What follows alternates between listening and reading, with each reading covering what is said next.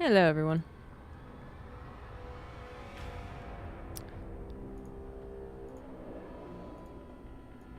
Just deciding on which game to cast.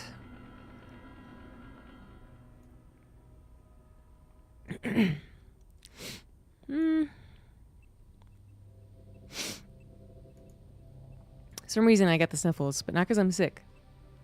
Like they literally just came on. I think like allergies. I have a window open.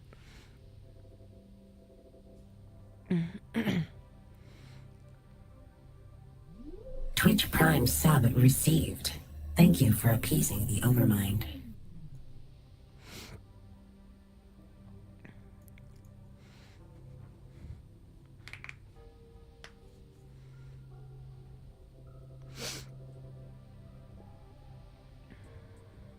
Manga Man, thank you for the 48 months.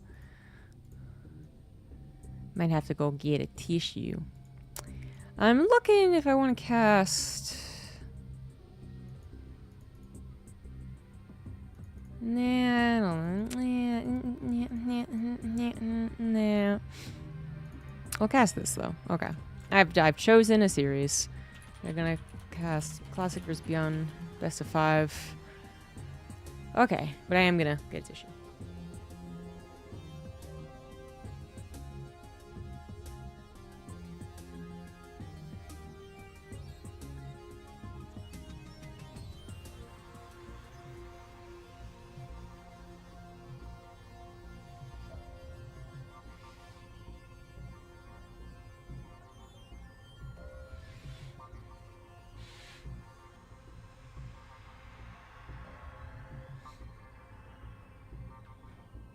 I don't know if that helped. We'll find out. Don't want me sniffing through an entire cast, though. No one would like that. It'd be less than desirable. Oh, okay. We're ready to go, though. Man, I never had any allergies. Is it getting older? Or is it, like, different allergens from being in a different part of the country? Who knows? Some scientist out there might. Alright, so we got ourselves a best of 5 TVP. Both these players being a part of the Esports World Cup, although Classic is actually in the so-called main tournaments, and Beyond is only in the play-ins.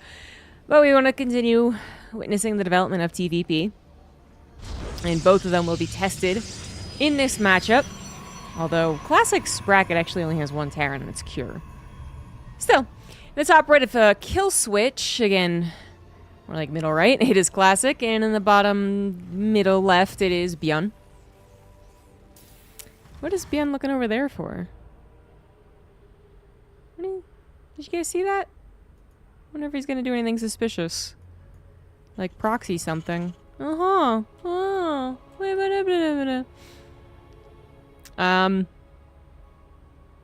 I didn't know how the scouting patterns worked on this map, but yeah, okay.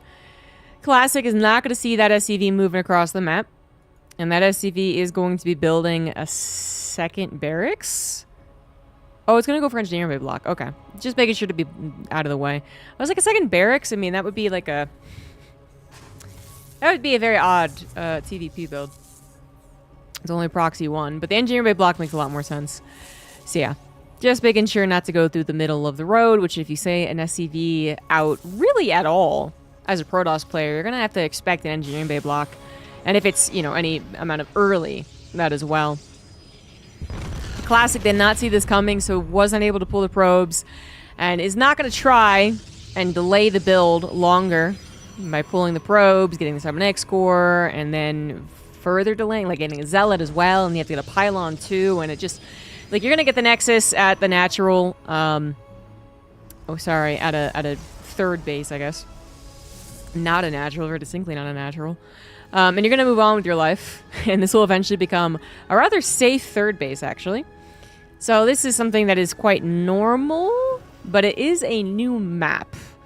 And I think that's where maybe the power of this is actually going to lie, is that no one's really playing a lot of Kill Switch, except it's this tournament that has it as a map.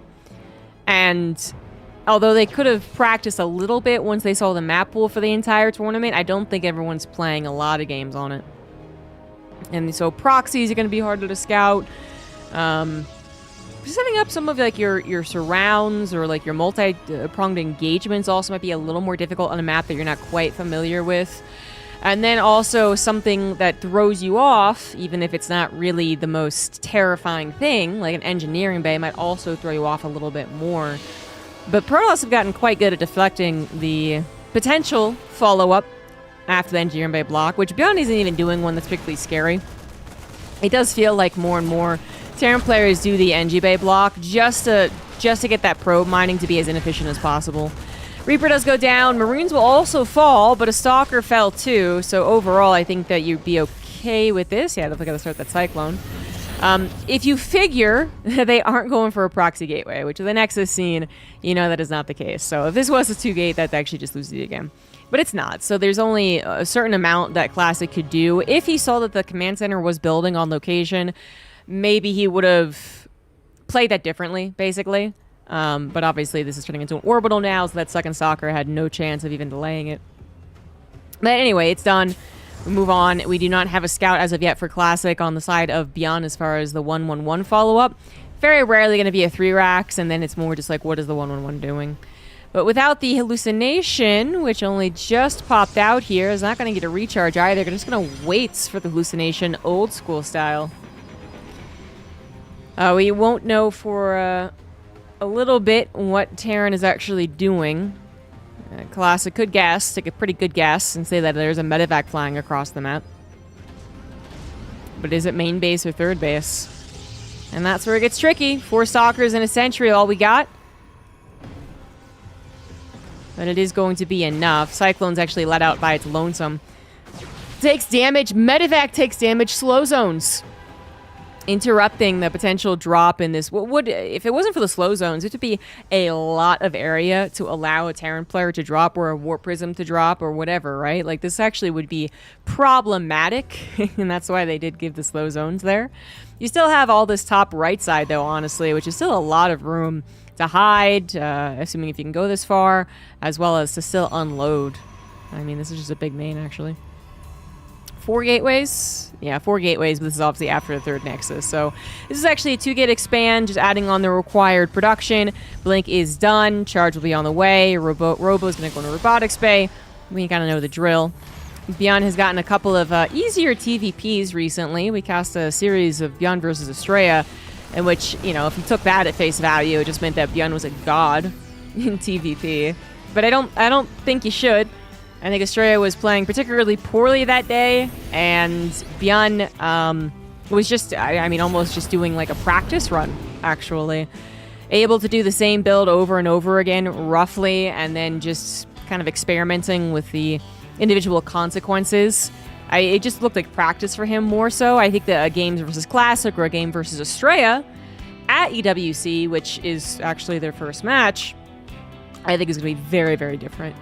So yeah, Beyond's not going to get some easy TVPs. Classic should be giving him quite a challenge. A lot more gateways are on the way. His charge about halfway done. There's the Robotics Bay. Stalkers looking for any move-outs. Obviously, they did not see the single medevac picked up. Observer is just now heading across the map. Wants to see if there's a 3rd CC. Currently, there is not.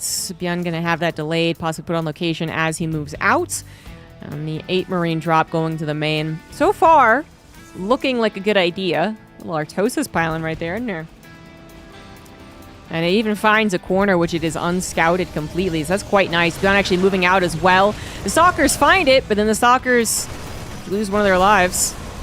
8 Marines. Didn't end up being a total distraction. That could have been worse if Classic had stopped looking at the front lines. And they really didn't find anything else, actually. So 2 Stalkers killed overall. You can see that it's not a very decided game at this point.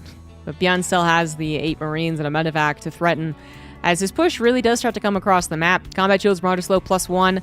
Medevacs are on the way. 3rd CC, as I said, probably going to go down location. We are reaching that amount of money. And there's been no SCV pull. I mean, we would have already seen the SCVs pulled. So this is now, like, you really have to do a lot of damage. Okay, this Classic, he thinks he can move out. I don't know if that would have been a bad idea, actually, to go for it, but the main drop was always going to be a bit problematic. It's just a question of whether or not that front army could have been destroyed swiftly. And it looks like, okay, we are going to go for it. Waiting for the Observer, perhaps, is what he was waiting on. Zealots take out the tanks. The Widowmines go down. Drop in the main base will eventually be cleaned up. Natural has to just take a beating for a little while, but most importantly, the probes were pulled. So really nice handling right there from Classic. That was a triple-pronged attack, and he just handled that no problem. Fortunately for Bjorn, his 3rd wasn't on location, but, you know, unfortunately for Bjorn, that was quite a blow to him. He did not deal a lot of economic damage at all, although Classic wasn't exactly snowballing out of control while getting a 4th base and up to 70 probes, right? He did make sure to stay saturated on 3 bases. He's got, what? Okay, I was so confused. I was like, is there only 1 gas? Okay, so he has 4 gases, and I think he's still pretty comfortable. Like, that was the scariest part of this game, because Bjorn had emphasized 2 bases so much. 3rd did not go down in location, and it was just later than, like, a faster 3rd build. And so, I mean, if you just stabilize at this point, I think then you can kind of explode after. You can actually take a 4th and probably a 5th pretty quickly as well. And you're going to have an army that can hold up against what Bjorn has, provided it's in good position, which I got to go ahead and just give Classic the benefit of the doubt and say that it will be. He does need a 4th base, though, and he is setting up for one. Deflecting once again the drop of the natural, actually getting that killed. Last minute focus fire from Bjorn, killed a Stalker. Overall, we have the resource trade, maybe slightly favoring Classic, but I think it's more the pacing. Oh no. Yeah. That was actually very scary. It's still very scary. Unloading while the army is coming your way. It does manage to fully unload. Equal upgrades right now. And maybe those Zealots are going to have to... I don't think they're going to have to twig twice, but there's not that many Widowmines. Not a lot of Widowmines, barely any Marines. The Marauders are simply not going to kill the Zealots fast. And this is Classic going for the W. He's going for the win. No Vikings. 2 had just popped out. 1 just died right there, meaning the Colossus can continue to bully no matter what. And it's just a matter of, I mean, making sure you have a Zealot wall. As long as you have a Zealot wall, then those Marauders will never jump on top of your Colossus. But, you know, without a Warp Prism, it is there. Now it's going to put in a phase mode. That would be the only concern. 4th base is on the way. As I said, you could probably even get a 5th pretty quickly after this. You very clearly are if you're not on the verge of winning, you're definitely in control of this game. So no matter how you slice it, putting your minerals and gas into an army fight or just waiting and putting it more into economy, I think Classic wins this one. Medevacs are out of juice. Vikings, again, really not helping a whole lot. Zealots are starting to go down. As but I think if the Zealot Warping just about does it. Another Stim hurts the Marauders, again, without that healing. Another Zealot Warping, not even necessary. Bjorn gonna tap out. Seems inevitable after the 2-base push was thwarted so well. I mean, that didn't do anything. So, it sucks. Because it feels like, you know, the response to it from Classic should cause some issues. But it you know, I don't think it does. As it, you know, Classic's 3-base, 60 probes. That's pretty comfortable for him for a while yet. And he took down a lot of Bjorn's army. So Classic looked in form. Top left of now Persephone, it is Classic. And bottom left, it is Bjorn.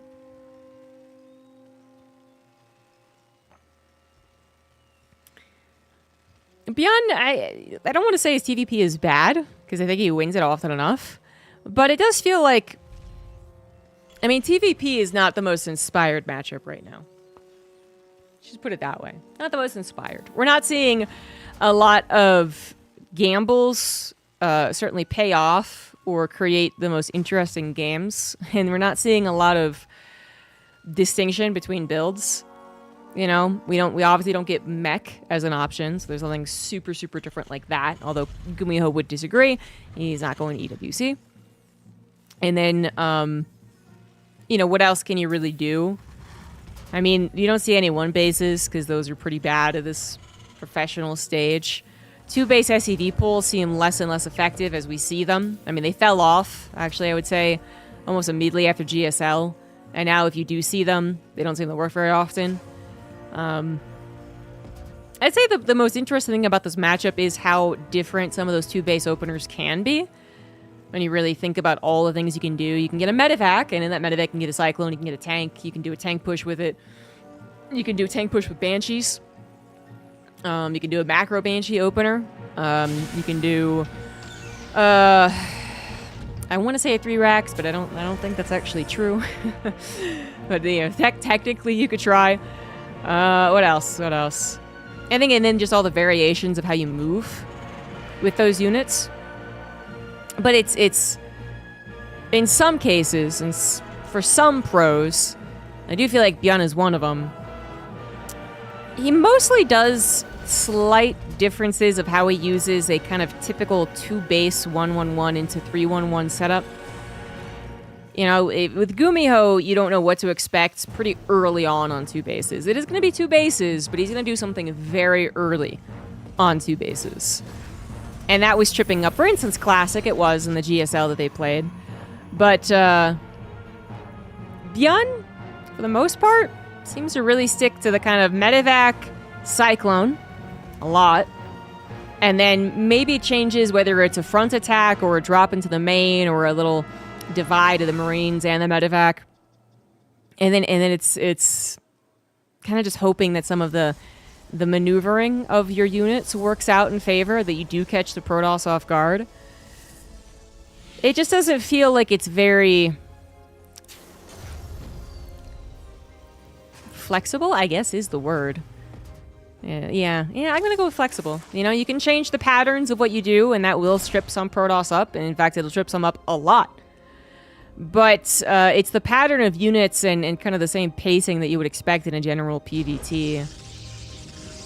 And I want to say that is detrimental to Bjorn, especially as we get closer to a tournament where people can, well, somewhat prepare, let's say, against your stylings.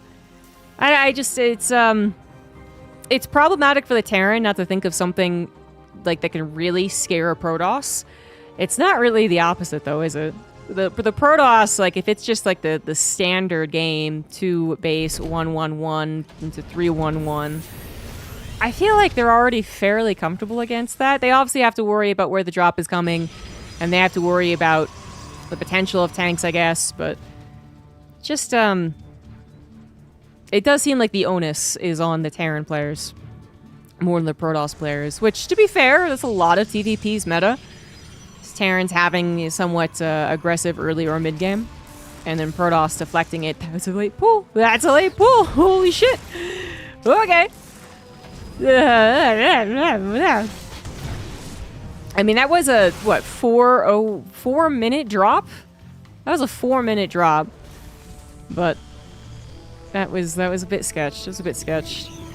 Classic holds, though. He's fine. Oh, what, how many gateways did he go into? He's going in 3 gateways. Oh, he's going to get a Warp Prism. He doesn't seem really to be that type of player all that often, so it does look very much intention to grab that 3rd Nexus. Saves the probe. And was hoping for at least that. And Bjorn did grab a faster 2nd barracks here. So gonna get that stim a bit faster. Now the 3rd barracks is coming down. Did grab a Raven. Is gonna join up in the main base by the looks of things. Maybe swap this. You know, wouldn't mind go to the natural and then Raven in the main. And he's gonna have another potential triple attack. Not quite the... What? Wait, what? Huh?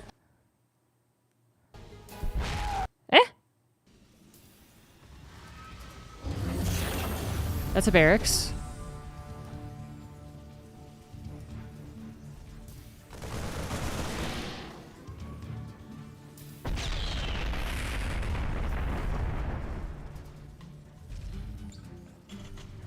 Is it because of stim?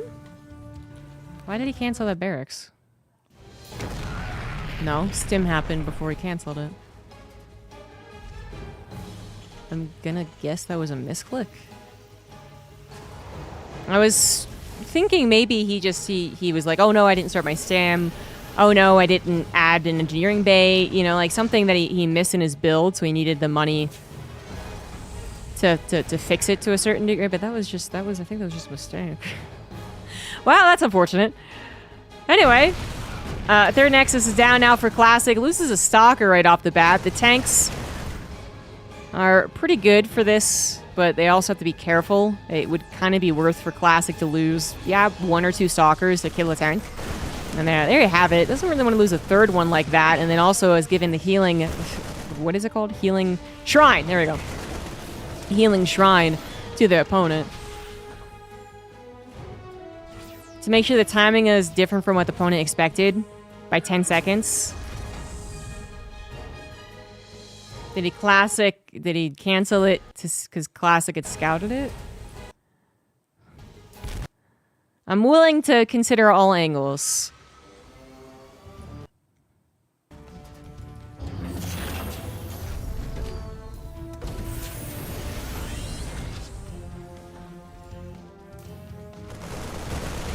No.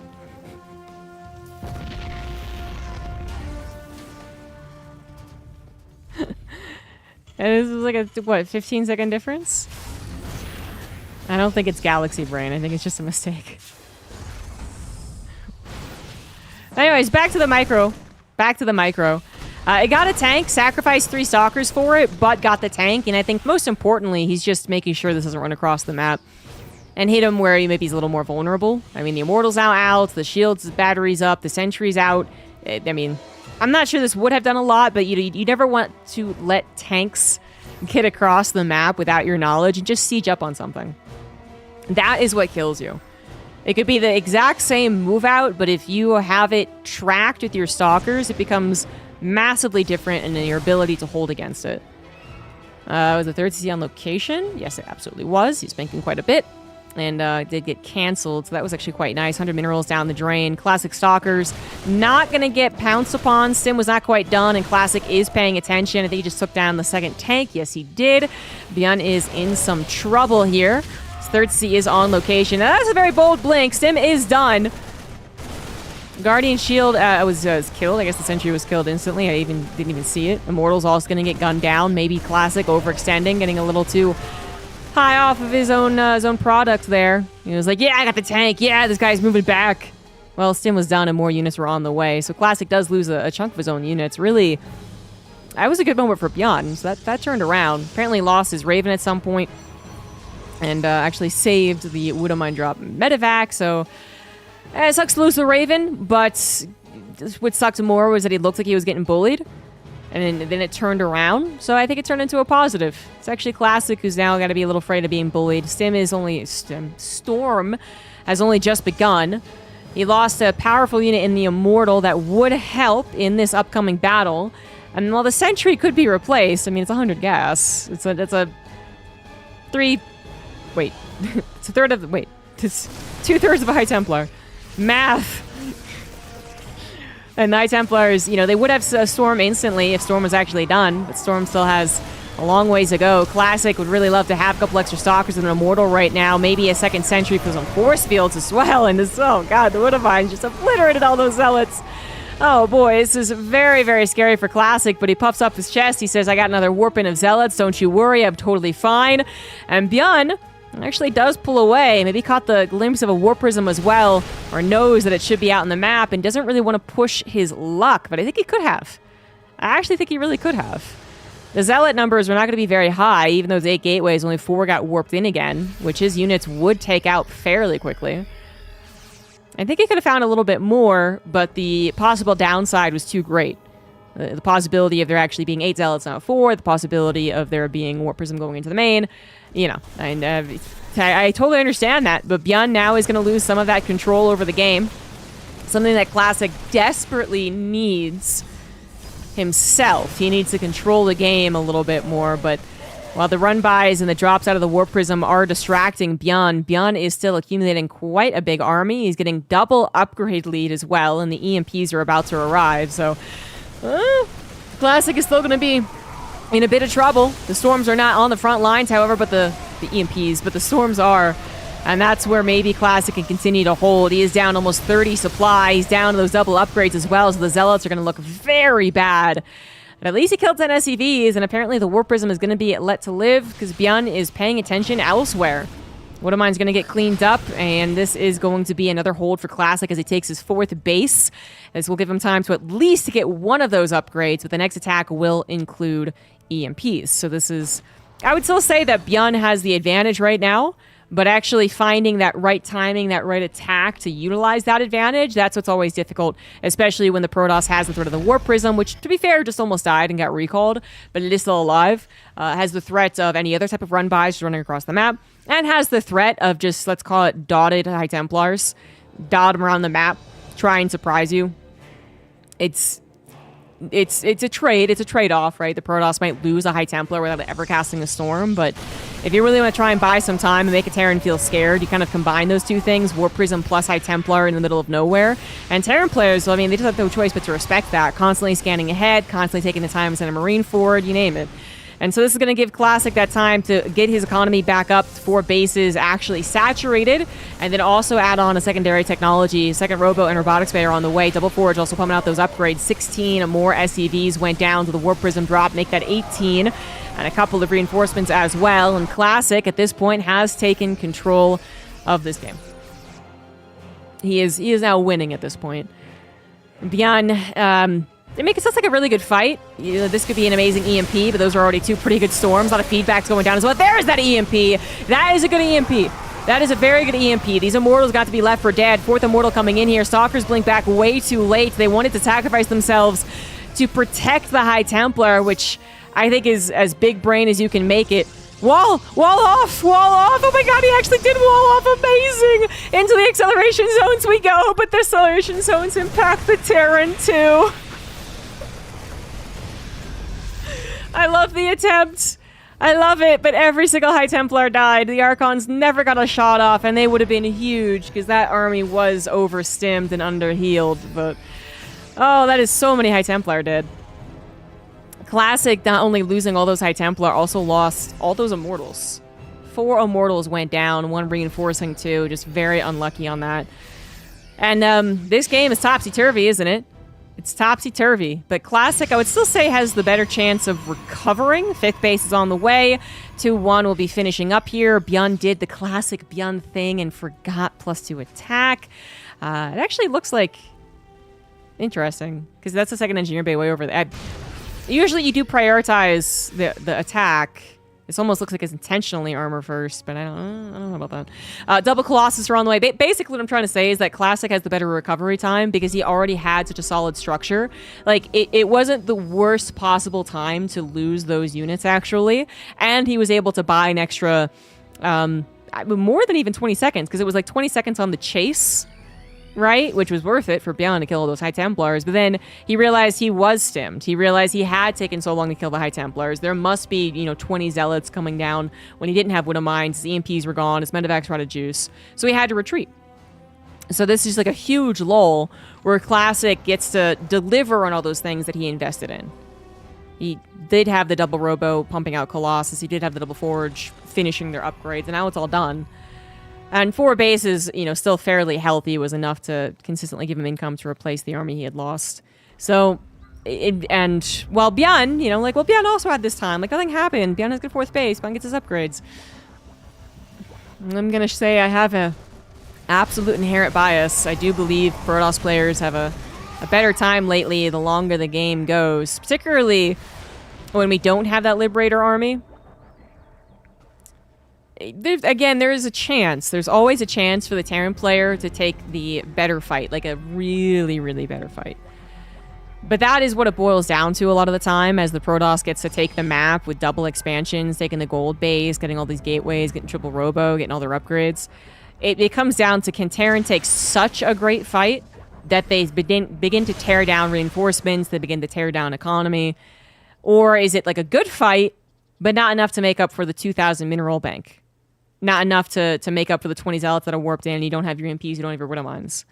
And then that buys a lot of time for the Protoss. Not sure what the intention was there. I guess it was a Storm drop, actually. Yeah, 6 SCVs died. So yeah, Storm drop came in. Was instantly taken care of, so overall, maybe not technically worth it there for 6 SCVs. Scan sees the gold base, but also sees a gigantic army. Hello. 4 Colossus are available. EMPs tackling them. Storm doesn't come down before the High Templar is killed, but more Storms are available. 4 Colossus still up and running, although injured. Secondary attack on the right side is going to try and clean up all the stack defense. Attack on the left too, but it's not really going to be a surround because this choke is so brutal. It definitely... Oh, man, if it wasn't for these rocks and whatnot, this actually could have been a really great surround, but... Yeah, that didn't actually happen. And Bjorn just taps out. Yeah, he's got a bit of a bank. He's got 4 bases going on to 5, but... He knows that the counterattack will be swift and deadly. GG's.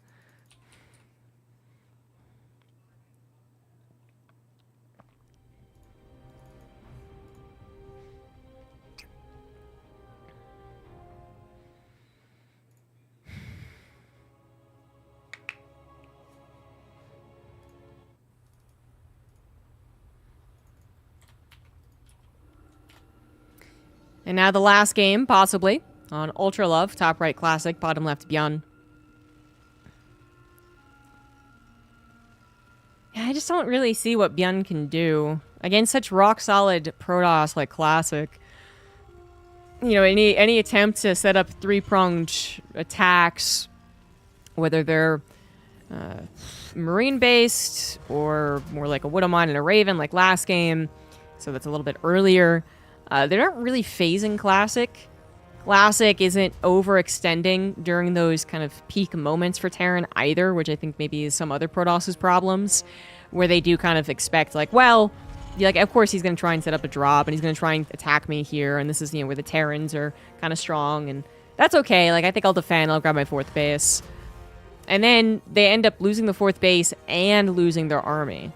Where, you know, Classic, I think, is making decisions every game so far where it's like, I don't need the 4th base as fast as I maybe could have gotten it. Like, last game, he probably could have gotten it faster. Just because there's no focus over on that right side, not until the non-tank attack, or the second attack, I guess. Like, he probably could have gotten away with it, but, you know, there was a couple of battles that were going quite poorly, and that would have made much sense to be that, you know, greedy, and... Maybe even stopping pro production a little bit as well, because that 4th base was not instantly saturated right. But saying, as long as I can survive and I have my army, like, this is okay. I don't need to think about the next step until I've resolved this step. And I think that actually works a lot with Protoss right now. I think what another change that has happened, and whether this is balance-wise changes or just the games, the Protoss players getting better, it's just that it feels like the Protoss don't struggle as much to kind of have that blossoming, you know, like their little petal and little flower, and then they kind of stay as a flower. The analogy's not working. Anyway, but they stay on 3 bases, and the Terran player doesn't really kill them, but they're kind of, you know, like they're doing their thing, they're doing the action, they're attacking left, right, and center, they're trading out a little bit, and they're getting their own base up. And then the Protoss just feels like it's been locked in 3 bases forever. I think that's what previous metas of PvT have felt like for the Protoss, which is, you know, move out or die. To take the 4th base, that is, like, you gotta go over there. And it just feels like right now the Protoss are able to withstand more blows, and then once they have withstood the peak Terran timing, they don't just take a 4th base, take a 5th base. Like, they really are looking towards that control they gain when they do have 3 Colossus and Storm, like last game, I suppose, and or whatever. And they have a little bit of the bullying presence to abuse some of these chokes and push the Terran back into their own 3rd. So that, yeah, maybe their 4th wasn't very quick, but they get a 4th, and then they almost immediately get a 5th. And then, you know, very quickly they're into a 6th. Something that we definitely weren't seeing in previous PvT metas, in almost Zerg-like Protoss. This is another early scuffle here from Classic. Adept was included this time, and it did its job as far as tanking for the wee bit. And the Natural is not going to be able to mine, at least temporarily. This will be fixed once, well, 2 more Marines, maybe. We might go after it then, because the Stalkers run back and loses high ground vision. So that should probably do the trick. Yeah, there you have it. There you have it. And Classic can't stand his ground, really. He's got a micro, so there's the high ground vision, and there you have it. Classic knew that was inevitable. Classic knew that. He is getting a sentry behind this. I do like the little bit of attacking first. I mean, it feels like it's almost never not worth it, but I don't really want to say that. I mean, there's a possibility, like with 2 Reapers, for instance, and a Hellion instead, then you do have maybe some struggles. The Adept dies first and foremost, the Stalker goes, oh shit, and then it dies in the middle of the map too. So, but I think it is working well against Beyond. and what Classic is expecting from him and scouting with the 1 Rax expands and whatnot. Hallucination is going to scout the 1-1-1. What a surprise. And it is going to see that it is most likely a Raven on the way without that tech lab spinning. This is going to be a tank opener, though, not a Cyclone opener. So a little change here from Bjorn, which might have just caught Classic off guard. Whether that was a tank or a Cyclone, that Stalker was dead, but it just kind of was on the wrong side of a scouting timing. It wanted to see the drop, but then it was on the other side of the drop, and what are you going to do? Interesting. Interesting. Classic really wanted that medevac. Thank you for appeasing. Even though he knew the tank was shelling away from the high ground, he really wanted to kill that medevac, so he loses his entire army that went after that, which is not what you want. 1 Stalker barely going to survive, and it does give more time for more units. Not that I think the 3rd Nexus was ever in trouble, but just so that you aren't reinforcing into the tank, which could have made this an even bigger loss for Classic. So, Lauren, thank you for the 20 months. Yeah, Classic really, really, really wanted that medevac. Uh-oh. Uh-oh. Well, he finally gets the tank, too. And loses another Stalker for it. I mean, Beyond, probably the best opener for him. Probably. Excuse me. I'd say so. It's still not hitting the economy, however, and he's going to try now with the Raven, but the shield battery is nicely placed in the main. The Classic has yet to get that 8-worker lead, but we're kind of getting there at a still appropriate time, I would say, and I like this Reaper. This Reaper could actually kill 2 probes. Gonna kill 1. No! The probe block! The body block! Now we got 1. No, pull the probes. Okay, he's good. Never mind. He got it. He knew what he was doing. Observer in the main base is going to see just 3 Marines, and then, hey, a tank as well. And a 2nd tank was ready to go, too, so definitely not blinking into that. And the Stalkers are just going to control the outer edges of this. Little bit of a Blink Stalker Sim City setup, just in case that was more with the Warp Prism, which Bjorn could not know it wasn't. And a little wall here at the natural, too. It's obviously 3 base, so it's not like it's going to be the fastest and biggest Stalker attack. But if there was a Warp Prism, things could get kind of sketchy, even at this time. If there wasn't, and Classic's intent is not to go particularly aggressive, he is going to grab his Robotics Bay and just deflect any aggression headed his way. Like I've been saying, I feel like he is comfortable on 3 bases, as long as he's trading relatively efficiently, which, well, right now he's not, but maybe in the future. And he doesn't lose a drastic amount of probes. I mean, this is really it. Like, I think in the same vein that a Zerg player might be better off when they lose one or the other, they lose army or drones, they can use Larva to replace all in one go, which is not, it's not overpowered. It's like literally how the design works, right? The Protoss also kind of feel like they've kind of reached a point where it's like I can lose some of my army if my economy stays intact, and if I lose some of my economy, if my army's still intact, I also feel fine on that, right? Which, to a certain extent, every race has that, so I feel like I'm just explaining StarCraft too, but it just feels like lately Protoss are even more comfortable in that situation, where you could easily find professional Protoss kind of, rightfully complaining about previous metas, where they're like, as soon as I lose 5 probes, that's it. I'm dead. Like, I'm gone. As soon as I lose my Colossus, that's it. I'm dead. I'm gone. And that certainly has flipped. At Classic, I think he can control both. His economy is where he would like it on 3 bases. Doesn't need to worry about that until he grabs a 4th. So he has to worry primarily about the attack, which Bjorn is ready to go on. Equal upgrades currently. Raven still threatening a natural and now the 3rd, but shield batteries are every which way that we look. Colossus not yet a part of this, but good job on Classic to keep his army alive until that Colossus could join in. There we go. Immortal also kept alive. Sentry's going to have another Guardian Shield. And this is not going to be something that Bjorn could push to any type of victory. But he was hoping maybe Classic would get drawn into the tanks there. Classic does not. A little bit of scouting going down because we are limited on the map vision right now for the Protoss. The Sentry is needed for Guardian Shield. And then there are no observers, actually. So the one observer that was made was killed, and then now we got to get to Colossus, right? So anything else that can do to get some scouting is important. A probe. I think that might have also been for a 4th in Casey's, but also scouting. And then also pylon. And then maybe another pylon over here, actually, or a probe at least. But he sees the army. He goes after the tanks. Okay.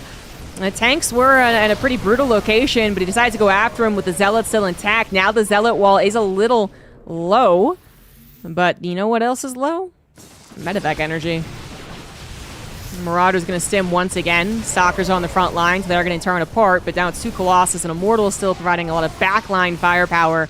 And just a couple of more Zealots with the reinforcements to tank some of those shots. Good focus right there from Bjorn, trying to take every last bit that he can, increase the overall supply difference. But Classic is continuing to run after him while he possibly can, which, I mean, it seems dangerous, but he's seeing all these very low Marauders and lack of healing, and he wants to find more. Another very aggressive blink forward. The Zealots are coming in, though, possibly perfectly timed. It looks like it is the case. Another stim. More Medivacs joined into the fray, however, so there's a good amount of healing, yet Bjorn's still forced to pull the SCVs. He recognizes the danger. He recognizes the 2 Colossus, still not really having a great answer. He's going to go after him. 1 Colossus not quite going to fall. Finally does. Even the Raven comes in here on the back attack, tries to go for the Colossus again, but the Warp Prism comes in for a quick pickup and a quick save, and Zealots are going to come in and hopefully kill the rest of these Marauders. The Vikings chasing the Warp Prism now as well, though, so Class got to give one or the other. The chase does not stop, apparently, but 17 SCVs did go down to make this hold possible, and the Zealots also chopped up a lot of those weakened Marauders while that was going down. That was a battle and a half, but all the while, Classic was building a 4th Nexus. If he had not done this, if he had 395 minerals when he tried to build it, and he didn't notice, this would be such a bad game for Classic. But he did build a Nexus while he was on the hunt. And that probably is going to again, let him get back into the game a bit better than Bjorn. I know mules are good, and they are already replacing. In fact, we already replaced the SCVs. But if Classic does not die, does not let the 4th base die here, and I think he's got a good shot to recovery, but this is going to be tough. The Colossus is getting killed by those Vikings. Anti-armor missile affected some of the Marauders too, actually. And it looks like the Zealots will do the trick. Unfortunately, Bjorn's army not well equipped to deal with a lot of Zealots. The Widow Mines are necessary, more Marines are necessary. Obviously, if we could be on EMPs, that would be great, but we're nowhere near a Ghost.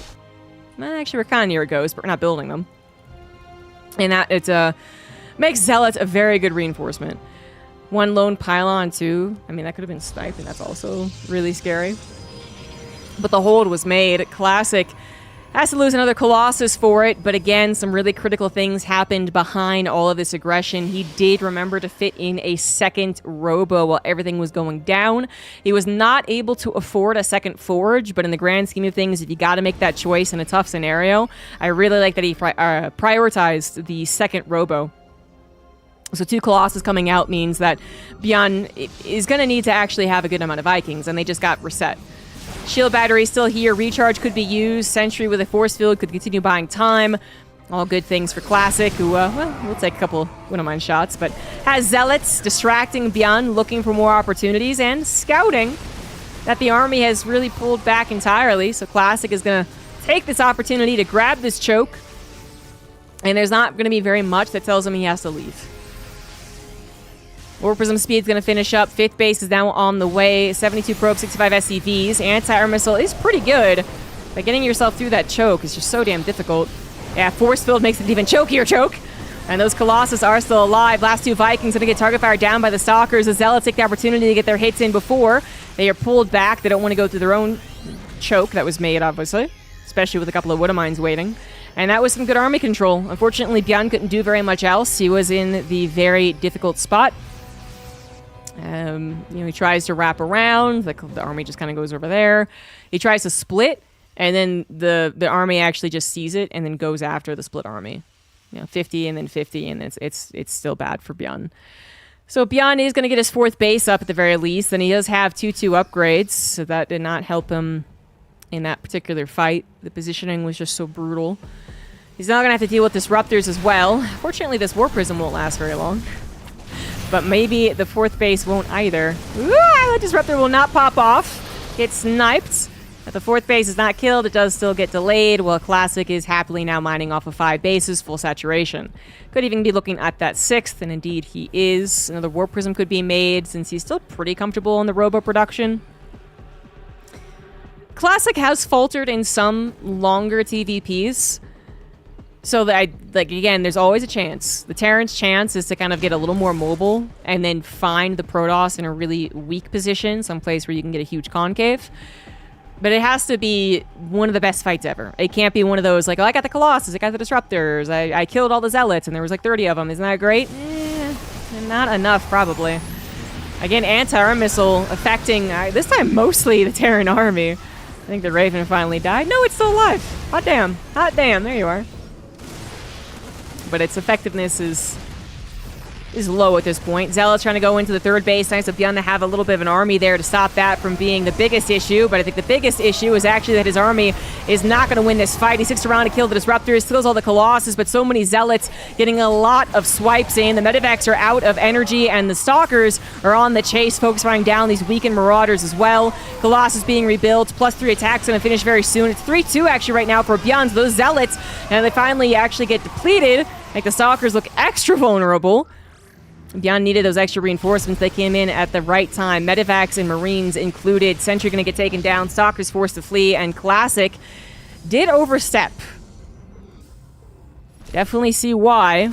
But I think that would have been a lot better if he did have maybe more typical upgrades. He has been working off that single forge because of the back and forth nature of the mid-game. Never got into that comfortable double forge scenario. So usually I think the 3-2 would actually be done at this point. For that entirety of that battle, and then that would have been such a drastic difference. I mean, I think maybe even Classic wins with it, but most importantly, the armor is not done at this point, so Zealots are getting murdered, especially if there's any amount of Marines and EMPs. Colossus are back on the menu, however, and there are no Vikings. The only chance here for the Marauders to go after it, they do try, they grab one of the Colossus, but a one still stands. More are reinforcing. Shield battery was available, and Zealots just keep on coming in here. I mean, the actual units lost, resources lost, I was going to say should be in Bjorn's favor at this point. This is a lot of Classic technically losing the battles. Every time I look down, I see that the supply is down 15-20. But Classic has those 5 bases, which Bjorn has not been able to touch. 76 probes as well. So this is good for Bjorn. It is. As his own 5th base was established, that is his main. But it is here. His Classic, at least, is building Zealots all defensively and losing them as opposed to sending waves and waves on the offensive. If Bjorn can keep this up, Classic will eventually falter. His first 3 bases are starting to mine out. Probes were actually thinking about going for a corner base, but Bjorn was on top of that. Adepts kind of cheekily taking advantage of the Planetary's limited range. So stopping a whole mineral line from mining is always nice. This is also, again, some of that scouting. So Classic can say, okay, this hasn't been good so far, this hasn't been good so far. But I have time. I have time to even get a more ideal army if he really wanted to. In this case, he does decide to add on 25 Zealots. They still do not have that +2 armor, though, and this could be a real anti-timing. Colossus also getting shot down before they're really impacting a lot of the fights, and Bjorn does come in with a bit of a surround. But it looks like maybe Classic's going to push on through. No, here comes the rest of the army. Yeah, they survived. They're going to come in for that full surround. Grab the Colossus, grab the Stalkers. Disruptor on the run. Bjorn managing to find a great fight yet again. This is the 3rd good fight for Bjorn. And that was a bad anti-timing from Classic. He was hoping that they could abuse more of the choke. Didn't realize that Bjorn had a pseudo-surround already set up. And going without that +2 armor for the Zealots just made them look very, very weak. Already looking better now that the +2 has kicked in, even though they're in such small numbers. Can Classic's mass Zealots once again save the day? He does not have robo units on the way. He has not been able to replace everything he has lost in the last 7 minutes. Medivacs are out of energy. The Zealots are getting up nice, close, and comfortable. The Disruptor's getting a couple of shots as well, but is this going to be enough? The Zealots are winning. That +2 armor making such a huge difference. The Guardian Shield as well, but there's so few good units on the field for Classic. Bjorn's got reinforcements on the way. Zealots are really all that Classic is depending on. They're barely doing the trick so far, and they are going to do the trick as Bjorn finally concedes, says, I cannot kill all of that fast enough, picks up and leaves. But he does have still an almost 40 army supply lead. Unfortunately, he didn't start that +3 armor, so his upgrade lead has dissipated. But he has taken down so much of Classic's army. A 7,000, almost 8,000 resource difference is really what the problem is here for Classic. You know, 2,000, 3,000, 4,000, A-okay, I would say. But he has lost too much. He couldn't replace all those Zealots, plus all the robo units he also lost. Certainly not in enough time. And this looks like it might be it. Bjorn just waits a little bit, is able to collect a critical mass of army, and that will be Bjorn refusing to go down. 3-0. He will put at least 1 point on the board.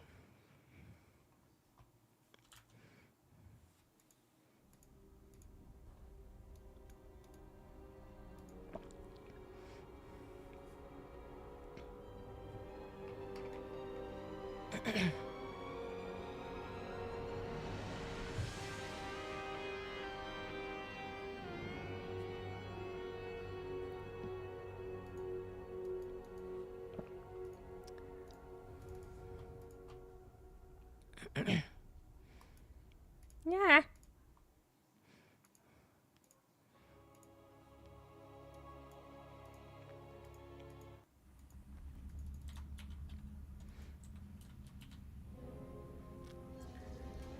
So after a more thrilling game 3, we head into ley lines. Down in the bottom left, still up 2-1, he is Classic. Top right is Bjorn. Classic took 3 bad fights in a row. He did. And then every other subsequent fight, it was inevitably poorer than he would like because of the way the game had already gone. But that third battle, he had an army that was once again good enough to control the game. Like, he'd still have to be very careful about the fights because those upgrades were missing. But I think he could have certainly held chokes. He could have held defensively. He could have bought more time, just kind of positioned the army in an aggressive maneuver, but then actually attack with zealots. Like, he was still set up to do that by the third battle that he lost. But he moved into a pre-concave Terran. I'm not even sure Bjorn, I didn't check, but like Bjorn had killed something up to the top left, and he also took care of the adepts at the bottom right. And then his reinforcements were in the middle. And I think it actually just made it so that he could go for this around. I don't think he saw the incoming attack and said, okay, over there, over there, over there, over there. I think it was already set up that way. And then he went, oh, shit. Okay, yeah, let's use this. Yeah, hell yeah. And obviously he was able to actually get there for the surround before Classic could get back to the choke of the bridge. So that was still, I think it was just kind of, it was not pre-planned from the beginning. It was pre-planned, like, 5 seconds in.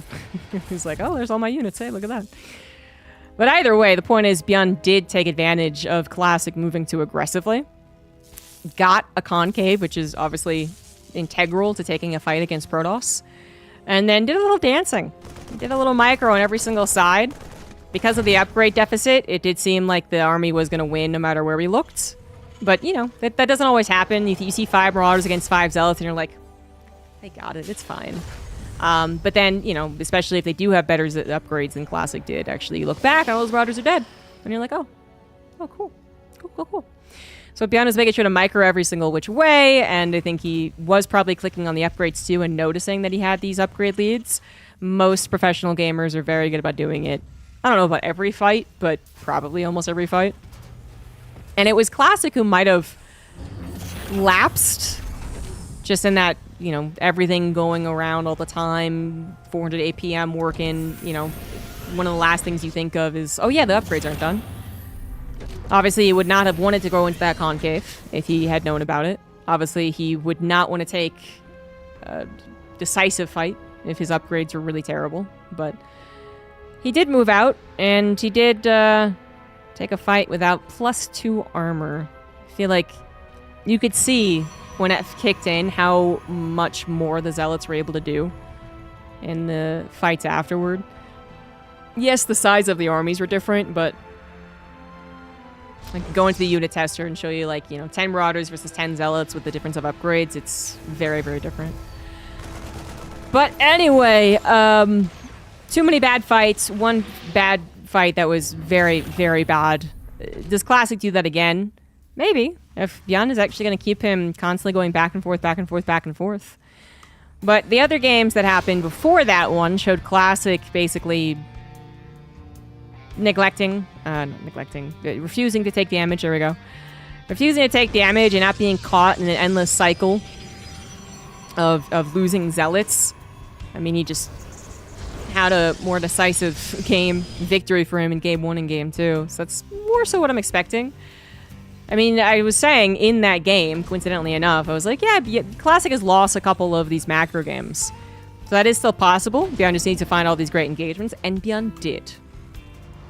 But the pacing had already been offset a little bit with that first bad engagement that Classic took because he wasn't able to bully the Terran as much through that choke on the third, on the fourth, whatever it was.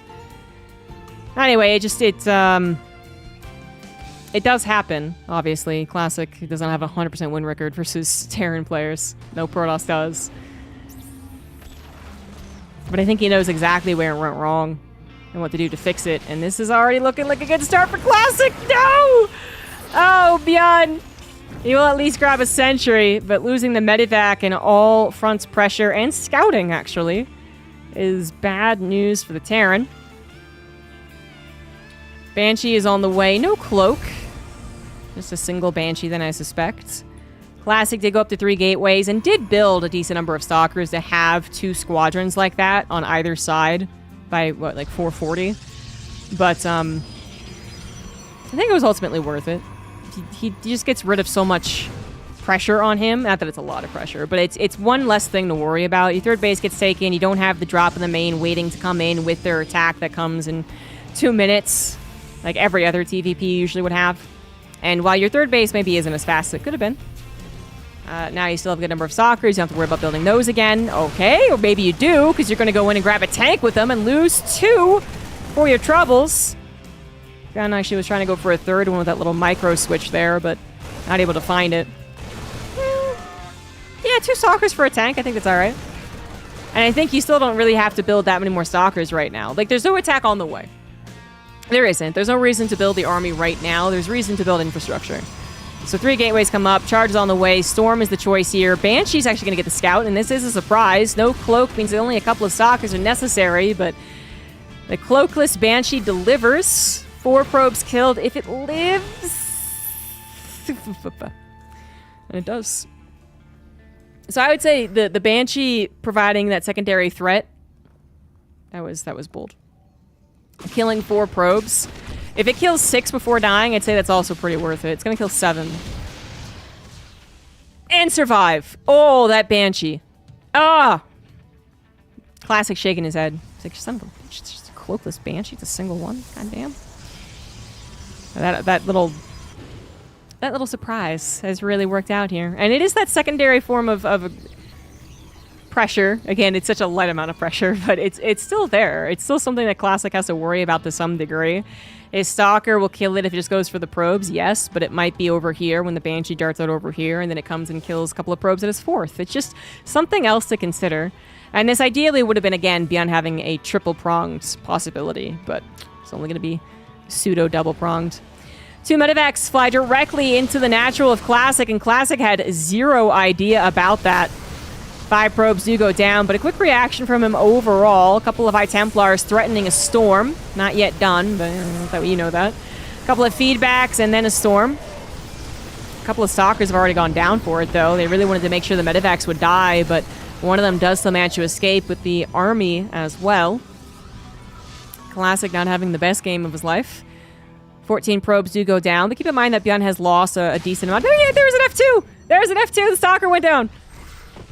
Either an F2 or he just figured he wouldn't need a Stalker there, but that was exactly when Bjorn moved in again and got, what was it, 1 more probe? It was 1 more probe. Cheeky little 1 more probe. That's a very good cloakless Banshee.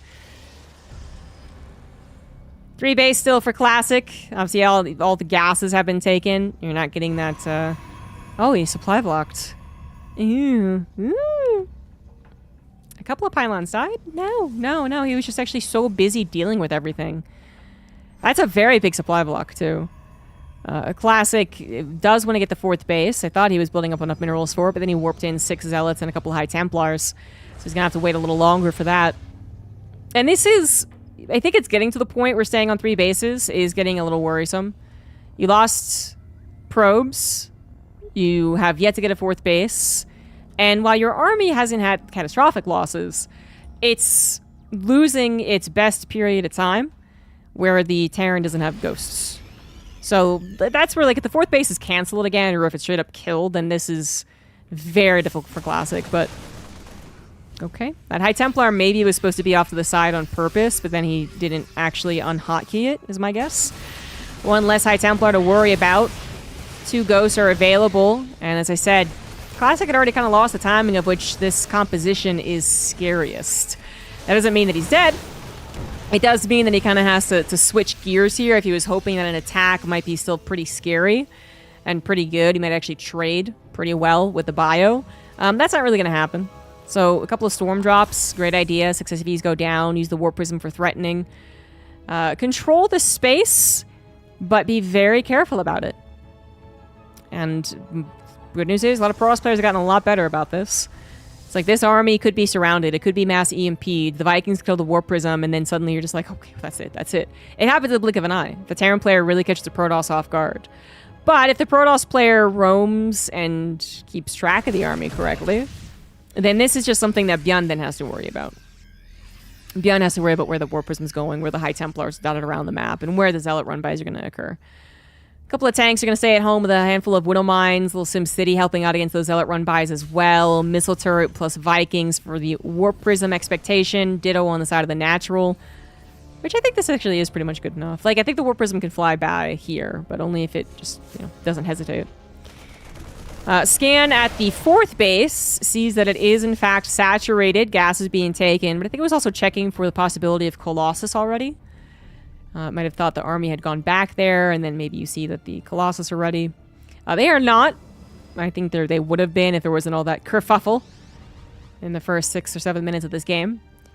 But certainly at this point, Classic is not afraid of dying. I think what you are afraid of in a game like this, with a pacing like this, is that the Terran player will get a maxed out army with map control before you're the one on their side of the map, basically, Like, that's, I think, the biggest fear for a lot of Protoss players, is taking engagements on their side of the map, defensively, and then not being able to, right? Like, getting crushed, and then while you do have some reinforcements, because your economy is finally getting up and ready, and your bank's getting up, you don't have time to reinforce. So Bjorn, he's really not eager to move out. Grabs a 4th base, doesn't do any move outs, waits for the army to come into him, particularly because he didn't see Colossus, maybe. But he will eventually be able to move out, and he's going to have an almost perfect Terran army. He's going to have 2/2, a little late in the +1/2 armor. 8 Vikings is pretty much good enough against what is usually 3 Colossus. And he will have a generally protected home field, like missile turret, planetary, missile turrets against Warp Prism, Widow Mines elsewhere. But this is a lull.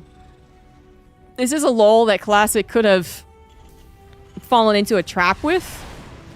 The more that Bjorn didn't move out, and the more that Classic was afraid of the move out, the more that Classic, maybe doesn't add on these Stargates. He always adds on Colossus because you do need that, but the more that he just doesn't do anything with this period of time because he's scared of the Terran. But Classic's better than that. He's going to be scared by the Terran. He sees, the army movement is not suspicious. The army's not moving out, and he's even starting to poke and prod a little bit. That is clearly not the entire army, however.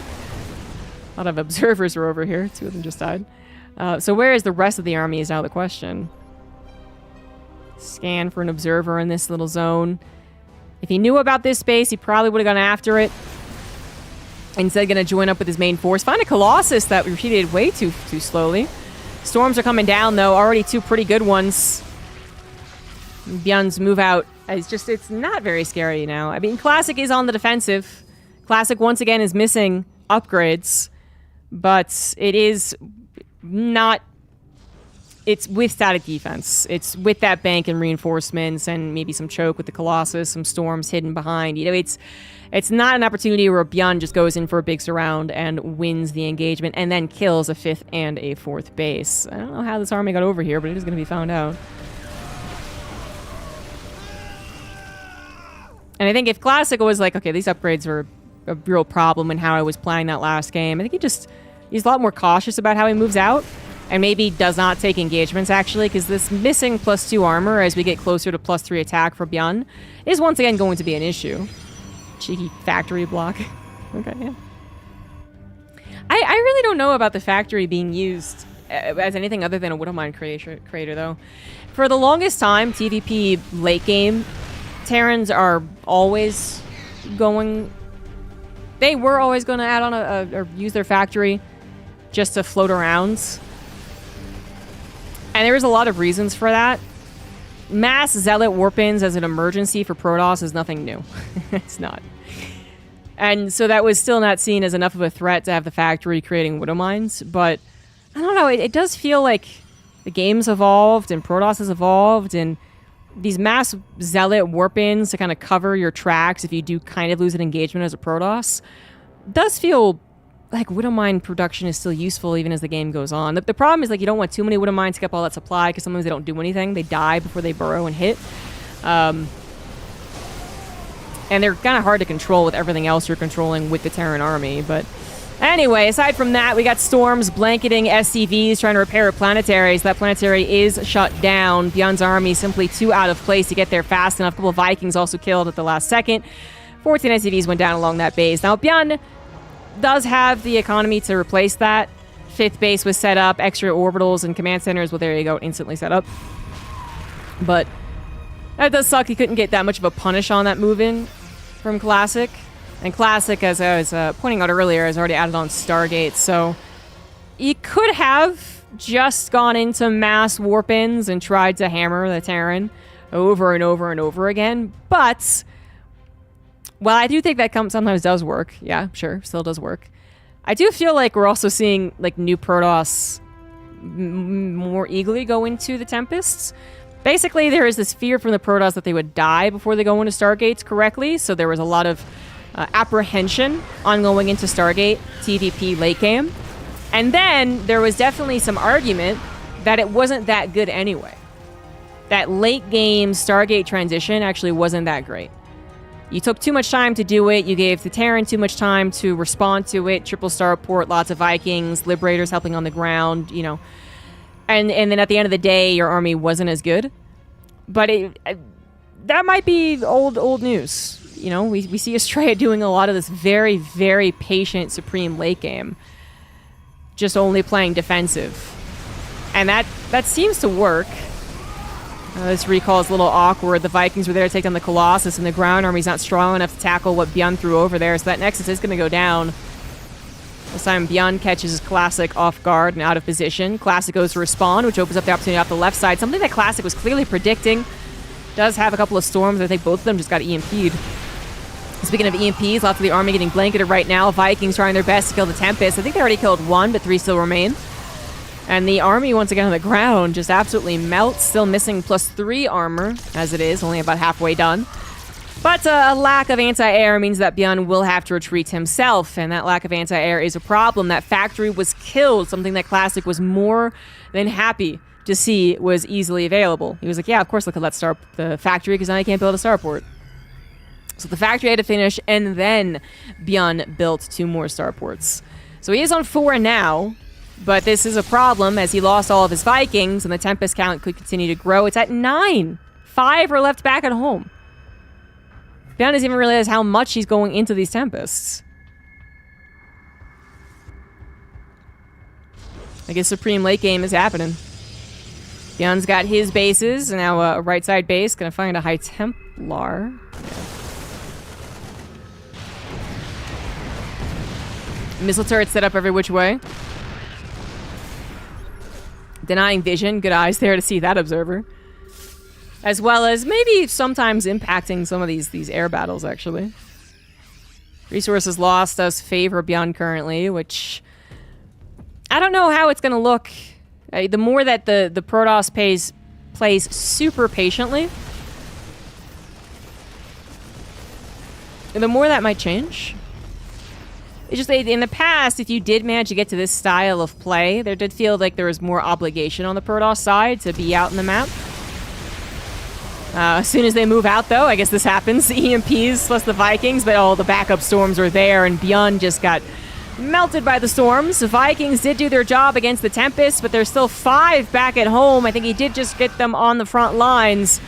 Every last Viking will die, however, and then suddenly, boom, 5 Tempests show up alongside the mothership, which was just chilling out. I guess it was cute to go for cheeky recall, and it missed the fight. I guess. But yeah, Bjorn does need to not underestimate the Tempest count, just because he seemingly killed all of them.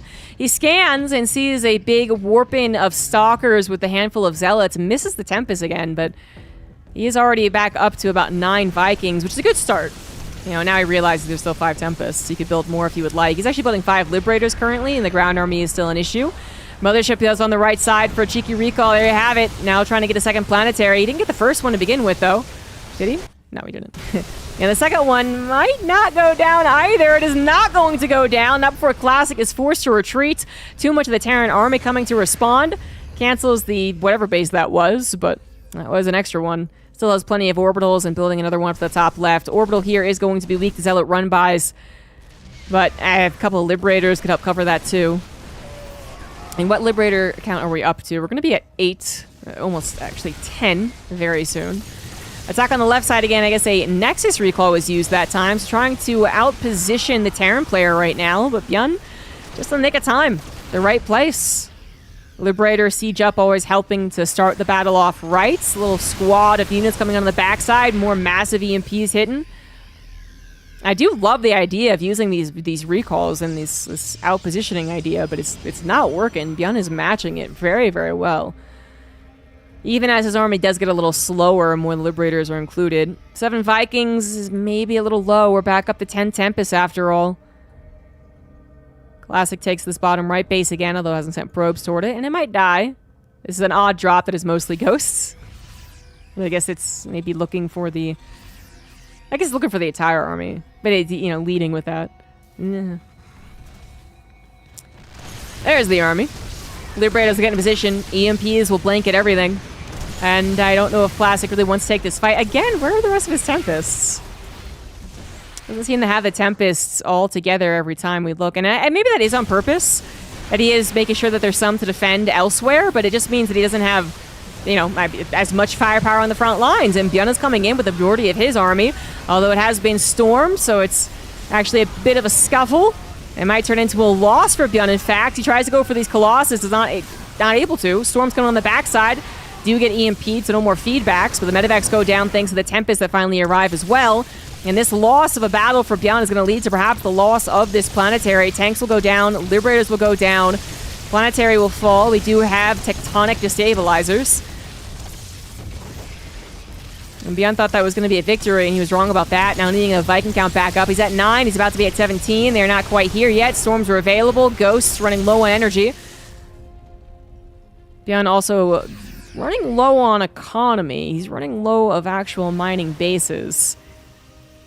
I mean, Classic's not doing too much better, but Classic might have been winning some of these last resource trades. Only 3,000 resource difference. Liberator harassment does begin. Obviously, a Tempest would be able to shoot this down, but then having to send a Tempest out every which base, very annoying. I do like the idea of just getting a Phoenix for that. Lower supply, faster reaction, slower cleanup, I suppose, technically, but it's good enough. This planetary did not fall, and it seems like Byun is determined to save it. His Viking count up to almost 20 seems very good against what Classic has, as long as they are not stormed. I am looking at these High Templars. They're eagerly waiting for the perfect storm. They're not going to find it, but maybe they don't need it. The Vikings forced to respect the Tempests. But the High Templars just protecting them, right? Like, the Vikings would love to go in after them, but every time they do, the High Templars give them a stare. And they're like, okay, fine, fair enough.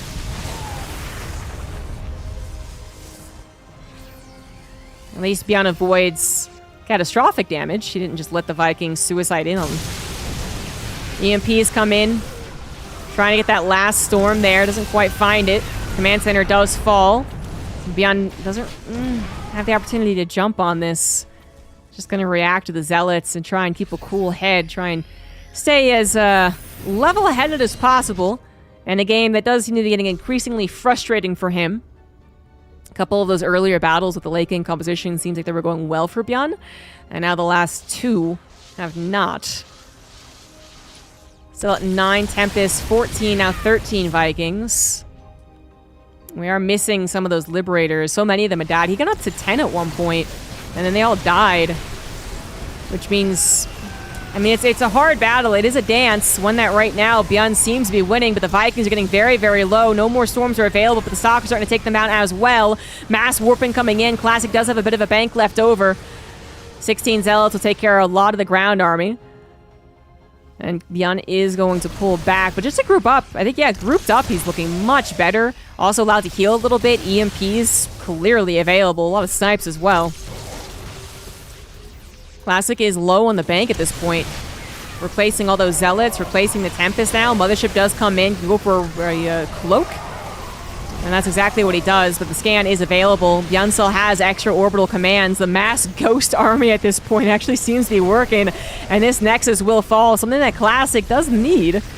Replacing that is expensive for him at this point.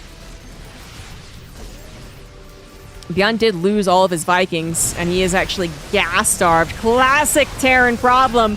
Not rebuilding those gases. But the ghosts are still holding on here. And the army of Terran, the Terran is just not dying. It's just, there's not enough firepower in Classic's army without some splash damage. Oh no, the mothership looks to fall, just barely won't. Couple of Colossus finally arrive, and there's the splash damage that Classic needs. And he already lost so much. He really needs another Nexus. He also needs a couple of Storms to help him out. 7 High Templars are available, and this is where Beyond has to once again be careful. But Beyond needs to get these gases back up. He does have Rich Vespian Geyser that he's now taking advantage of. Scan to the top left, sees no base, so he knows that Classic is running out of money. How much of a bank had he accrued, that is hard to tell in the middle of a game. We know that there is a 5,000 resource difference. Probes getting abused. It's a nice angle as long as you have the Vikings to cover you, and 10 Vikings, a 6 Tempest, and a Mothership. Seems pretty good, but I only have 12 High Templars. Make that 13. If the Phoenix, I think, might have gotten part of the army at some point. It did die. Nuke has arrived. Didn't even notice that in the production tab. And the Nuke is going to threaten Classic's shield batteries. Classic clearly saw that it was on the way and wasn't going to try and kill it just to save a handful of shield batteries. Not with the rest of the Terran army looking at him. But those shield batteries, I mean, they weren't nothing. They were kind of helpful. And this base is very, very important. Here we go. Beyond moves in. Slow zone to try and help out. Mothership tanking the initial Viking folly. Where are the Storms is my question. 9 High Templars are available, but where the hell are they? Or do we have EMPs available for them? Here come the Storms. Here comes the Protoss army. Oh my god, what a bloodbath this is. Vikings will land, but get stormed while they do sell. Zealots trying to take down the last few Marauders, and a Storm helps a lot, but the Zealots are all gone. Now it is just the Archons. More Storms are available because he started this off with 14 High Templars. And it looks like that might do the trick. Storm's not available, but the Archons are, and the Archons are pretty good in this very, very small fight. Medivac's energy is really high, though. It is actually healing so much of this army individually. Individual Medivac for every Marauder here. And we need just one more Storm or the Zealot to get us around. That's what we need. The Zealot numbers are back up. If Bjorn were to continue without EMPs, and obviously no Widow Mines, doesn't care about his factory, the Zealots could get us around. So that was a lot. What is the resource trade now? 8,000. That actually ended up favoring Beyond, but he's still struggling as well. I mean, both of them did not have a safe bank to fall back on. A couple of Liberators showing up. That will be difficult for Classic to handle. He's going to have to just, full send it. Unfortunately, that ain't going to do the trick. Too much of a bio army left there. More Liberators were arriving. Classic will have to sacrifice this base. That's too many Liberators. Uses some of his last resources to start up 3 Tempests, knowing that he needs to take care of these somehow. And the other way to take care of Liberators is to take map control. But how are you going to do that when you're basically on the ropes? You're very close to dying, unless Bjorn makes a mistake. Couple of Storms could be the big difference maker. Bjorn knows that he's got a chokehold, not going to let up and go elsewhere. He wants the army to come to him. He wants those Liberators to be the noose. The Storm's not high ground so far. The only thing currently saving Classic. Another Archon fell right there. Tempests have arrived, though. How many Vikings do we have? 6. That's not a lot. It certainly won't kill Tempest quickly. But then 3 Tempests won't... How many do we need to one-shot a Liberator? Plus the upgrades are here? I don't know. I don't know the answer on that one.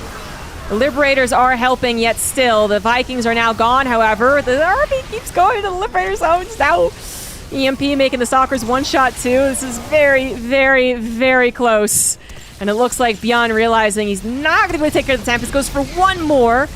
Loses a couple of Vikings for it. Another Liberator on the top side will go down. These ones are going to be in trouble, as now suddenly on the backside they are vulnerable. And just one more Liberator can be taken out here, but the Colossus are now injured. They're very vulnerable. They're very vulnerable. Colossus will live. Liberators draw the line in the sand through the middle of the map, but the Colossus are alive. One Tempest falls once again. The Bio army is standing strong. The Zealots cannot help if they're going underneath Liberators. More Zealots have been reinforced. Another High Templar comes in. The Storm could save the day. Zealots on the backside. I don't think it was actually intentional. That Storm is pretty good, but it doesn't kill the units. You need to follow up as well. You need one more Storm, and he doesn't have it. But the army is injured. The Zealots, if they ever get a shot off without the Liberators stopping them, are pretty good. The Colossus is still helping out as well. The one Viking does not go after the Colossus. It goes after the Tempest. More Liberators siege up. More Vikings arrive. And I think Bjorn has barely done it. Classic could not keep up. The Liberators causing that extra problem towards the end game. That Classic could not outmaneuver or overpower. And now Bjorn is going to send us into a game 5. Woof. Hot damn. I think he knows it. Classic has nothing left. GG's. Game 5 it is.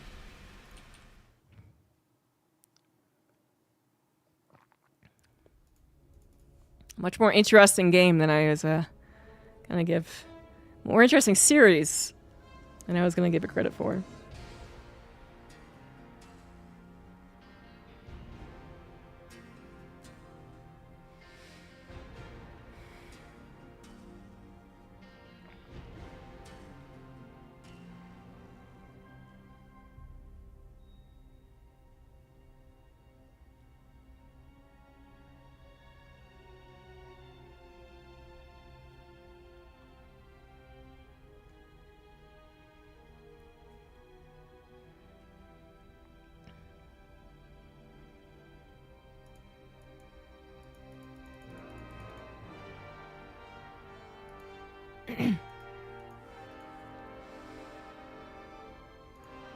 Should have warmed up for that one.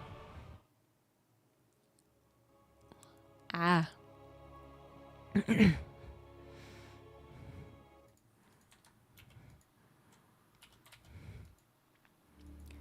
it's game 5. Bottom left, Classic, Bjorn, top right. Not all of a sudden. It is not game 5 all of a sudden. These last 2 games have been long and intense.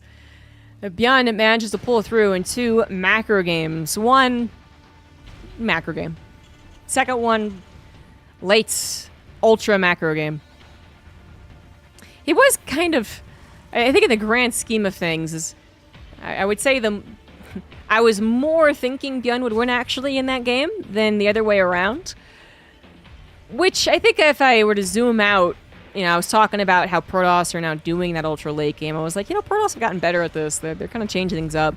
I don't think Classic really did. This was actually more of a old school ultra late game, shall we say?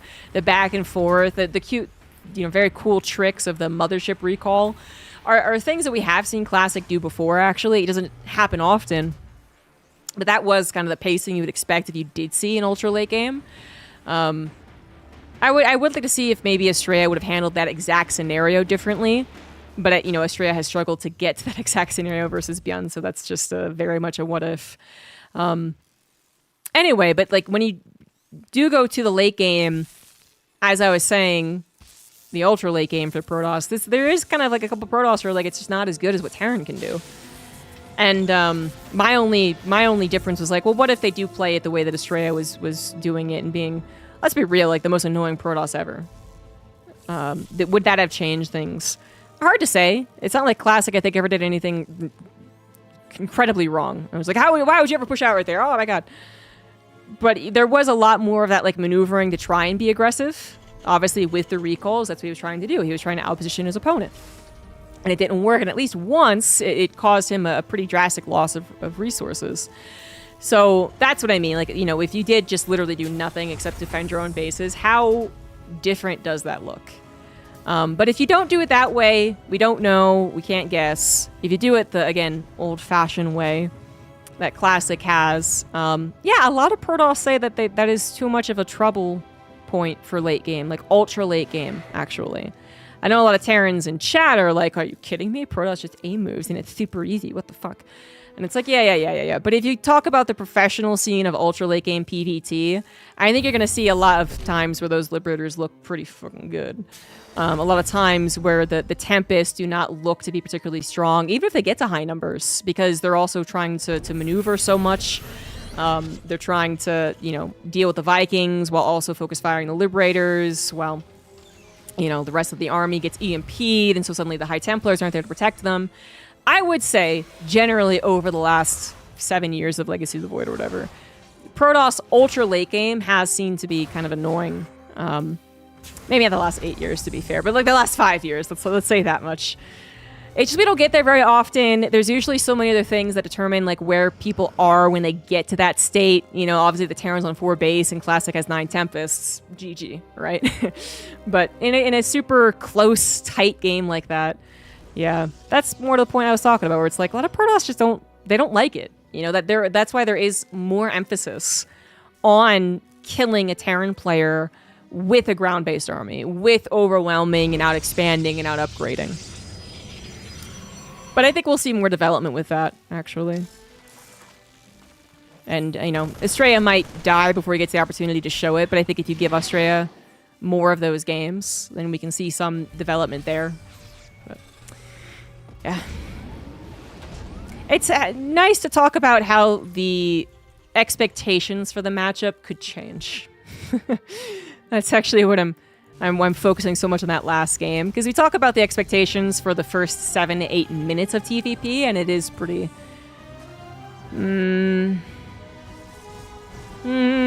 uninteresting at times. That last game did start off, or the storm, fast storm. Wonder if Classic's going to choose to go for that again on Tokamak. Wouldn't mind drop. This time, no problems whatsoever. There was game 3 was when I had a panic attack, but this time around, very clearly in the know. More expected timing on it, I think, as well. 3 probes go down. The hero Banshee worked out so well last game. Let's do it again. Don't need cloak. That thing killed in total 9 probes, I think. And it was a distraction for Classic, who I think just killed a medevac. That was the one thing that did suck for Bjorn. Like, he kind of made up for it with the Banshee and the double drop that surprised Classic too, but it did suck that he couldn't have the Banshee plus the drop, plus the double drop, which might be his plan here again. Stupidity swapping it on over to get the tech lab going. Hopefully no cancel on the barracks this time. Charge is on the way for Classic with a single forge and a robo, so I'm inclined to believe that it is going to be the robotics bay. And this Banshee this time is not going to be as much of a surprise. The Stalkers were in position. They are wary of the possibility. They didn't see the tech lab on the starport, but since it happened last game, and he doesn't need every single Stalker on the front lines. 4 Marines to kill a Marine. 4 Stalkers to kill a Marine. Don't really need to bring number 5 and 6 so much. So there's certainly some logic there. On the other hand, maybe 4 Stalkers can't kill the tank given the opportunity, but 6 could have. Yeah.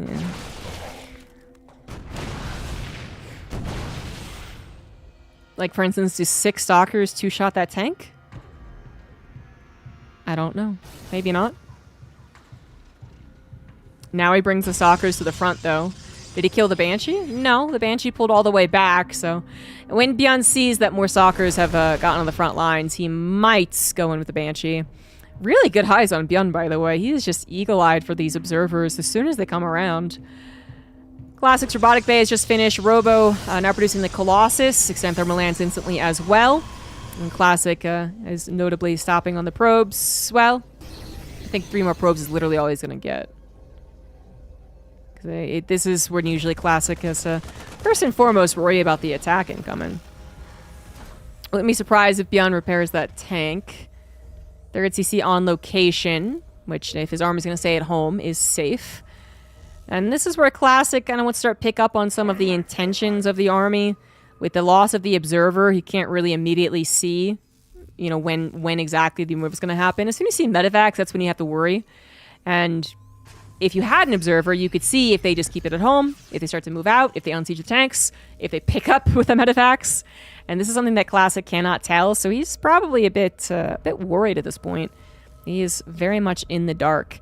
A little scout around with a probe before taking the 4th base. I guess it's kind of a why not maneuver. Maybe it does scout the Banshee or it does scout the 2 medevac drops. In this case, nothing was on the way except that Banshee, which did pretty much nothing. So not nearly as cool as its last game counterpart. Now, Bjorn, you know, he's been one of the Terrans who not just get to the late game because of how the game has gone. He's actually been one of the Terrans who has almost intentionally made the late game happen. Like, very much not moving out. And then getting a 4th base and again, not moving out. And since he won the last game, maybe he's thinking that is his best chance at victory. And the more that Classic isn't aware of that intention, the more that I think it is going to work out for him again. I think as soon as the Protoss kind of feels him out, literally scouts, obviously, but kind of gets the feeling like, oh, okay, you are... Like, as soon as you see a 4th Command Center, for instance, you're like, oh, you're playing that style. All right, okay, gotcha. I think there's more things they can change to accommodate for that. They can choose to be more aggressive, or they can choose to expand a lot faster. They can choose to go into Tempest faster if that's something that Classic thought would have helped him out. So far, no aggression from Beyond, obviously, is giving more and more of Classic the idea, but Classic has decided to go for the aggressive path. Yes, he has taken a 5th base at the goal, but that's also what Protoss do. They need at least 5, I would say actually 6, before they really feel comfortable doing the hammer, the Terran over and over and over again. But I think he's really getting set up for it, right? Warp Prism's kind of seeing what's going on in the natural. Marines were there, so decided not to go for it. Proxy Gateways being set up, Proxy Gateways being set up, Proxy Pylon being set up, scouting pylons every which way. Really like this setup, especially to be aggressive for Classic. I think Zest was the first guy that I saw really do this. He would actually go Roboless, double Proxy Gateway. So different. But the point is, I still like the idea. If the Terran player is going to play so turtly, take that opportunity not just to get bases, upgrades, production, but also to quite literally take them out. So if they ever get into their dumb Terran brains, am I right, guys, to go for a drop, it's just seen as soon as it gets over here. Am I right? Stupid Terran, stupid monkey brains. Advanced apes. If you're not going to attack, there's no reason to have the Vikings on the front. I mean, as soon as you see blue enter into the center tower, you bring those Vikings over. But if they're not attacking you, look out for the Warp Prism. It's not a Warp Prism that's warping in right now, though. It's just a good old-fashioned Proxy Gateway, which this factory is not going to scout because it is a Warp Prism factory. I'm not going to go into my ideas about whether a factory should or should not be used. Maybe after the series, because Classic does look like he's ready to attack. So there you have it. He does go in, sees the army a little out of position, decides to go in on the right side along with the Warp Prism to the natural and kind of to the main. Presumably trying to avoid any missile turrets that were built was kind of why it took that path, which is kind of cute. 7 SCVs already going down, big warping in the main base, not as big as it could be because we are maxed out on supply, but Classic is looking to just rip Byun apart. Tank is taken down, SCV is going down, Byun's army not strong enough to take this on. Also doesn't want to go through all these disruptor balls. Army in the main base is going to be finally cleaned up, and the Vikings are now looking for the Colossus. Instead, they are going to go way off path, and the Stalkers will have an opportunity to kill them instead. I mean, I think the Colossus will die. There's only 2 of them, and that's a decent number of Vikings, but oh my god. Oh! No, watch that again. Where are this army? Did they just get disrupted?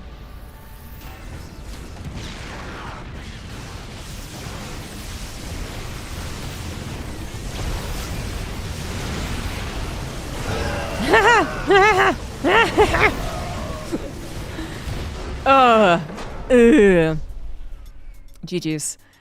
Classic takes the 3-2. Makes that last game look as easy as the first 2. But I think it's like the expectation. I can't quite emphasize how much it changes the pacing of the game when one player, no matter the race here, like when one player can quickly determine the other player is going to turtle or be hyper aggressive. I mean, you can kind of compare it to when you face a guy on ladder and you know he's a mech Terran. All right, that changes how every step of your game goes, whether you're Terran, Protoss, or Zerg. It's kind of like that. Like, if you've ever had that opportunity and you beat them every time because you're just like, yeah, I'm going to just mass expand. This guy never harasses me. Like, it's kind of like that on a smaller and more difficult scale. But it just feels like as soon as a Terran player is like, okay, that late game worked out for me. That was really fun. That was great. That's good. Let's go for that again. Let's just skyrocket right up to it, man. The Protoss is like, oh, okay, that's what you're doing. And then just takes the base, takes the map, proxy gateways, Warp Prism setup. And more importantly, there's not that back and forth that really trips up the Protoss. You know, there's no guarantee Byun wins the back and forth in any of these last 4 games at all. But what contributed to the last 2 games was absolutely back and forth in trades and misplays from Classic and losing what he shouldn't and all that. And this is just a game that you gave to a Protoss that was like, do whatever the hell you want, man. Feels like it kind of to an extent should look like that. But it was very different in the last game. GG's.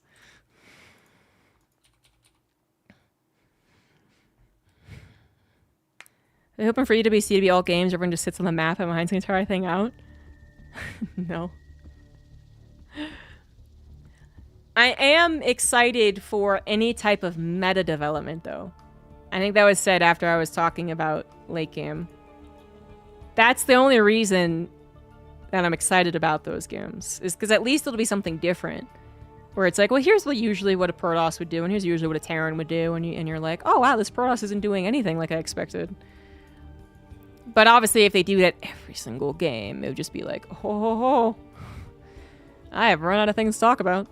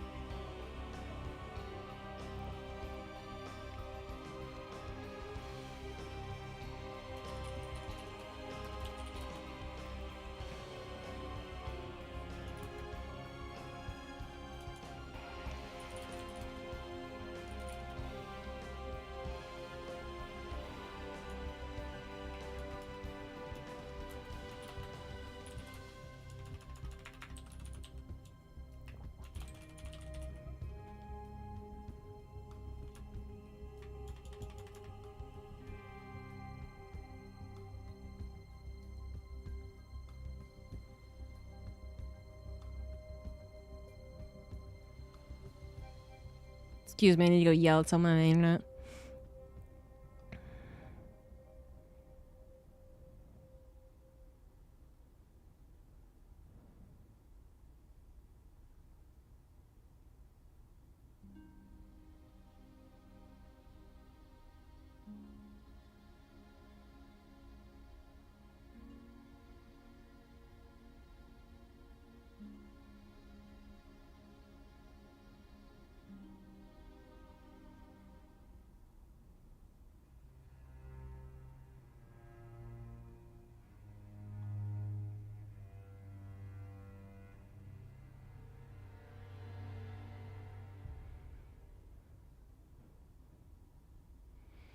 Should have a beer for your dragon.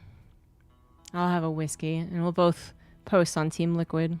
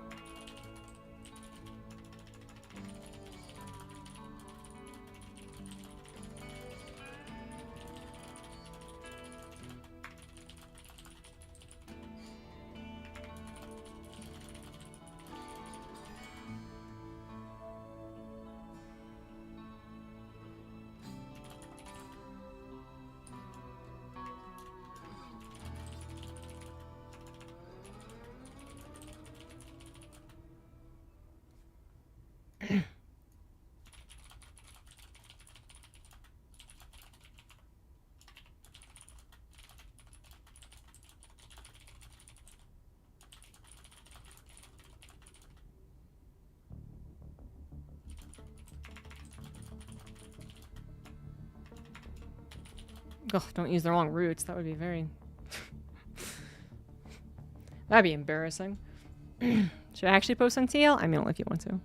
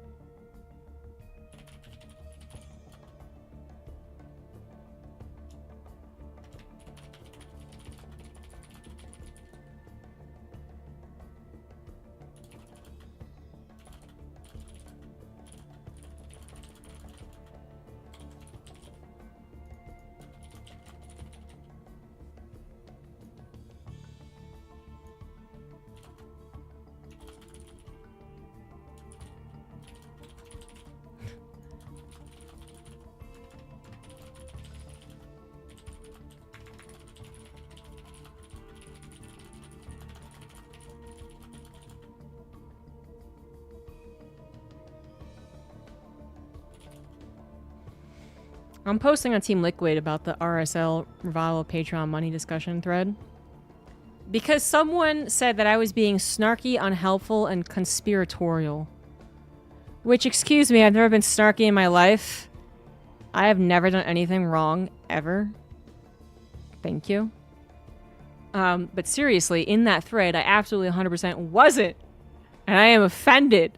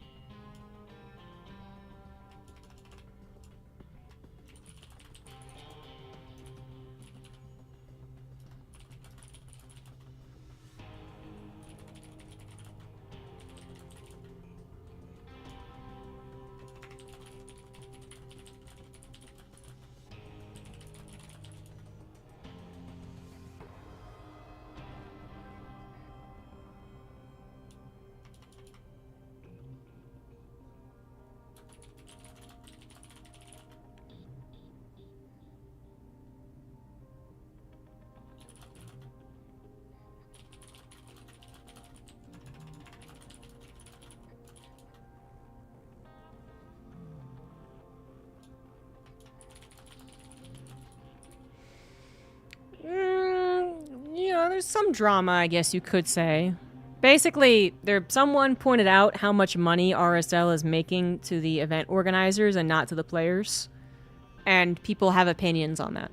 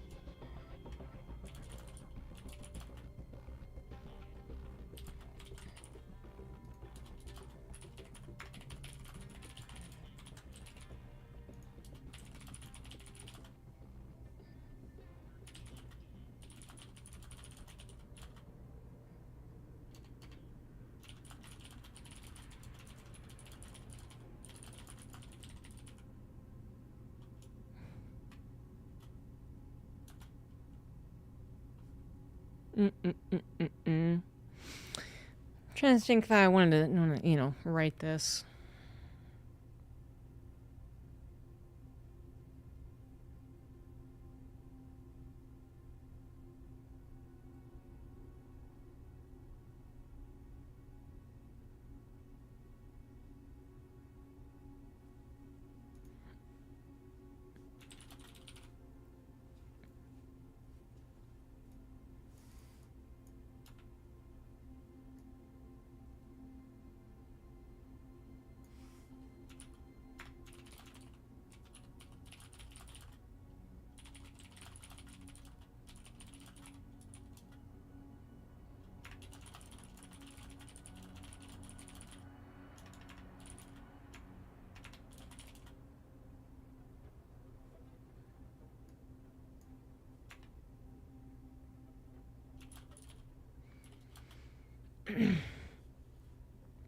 I do think it's weird that the people, like, Wardy and Harston went into the thread and immediately started up talking about their decision to use Yuan instead of USD.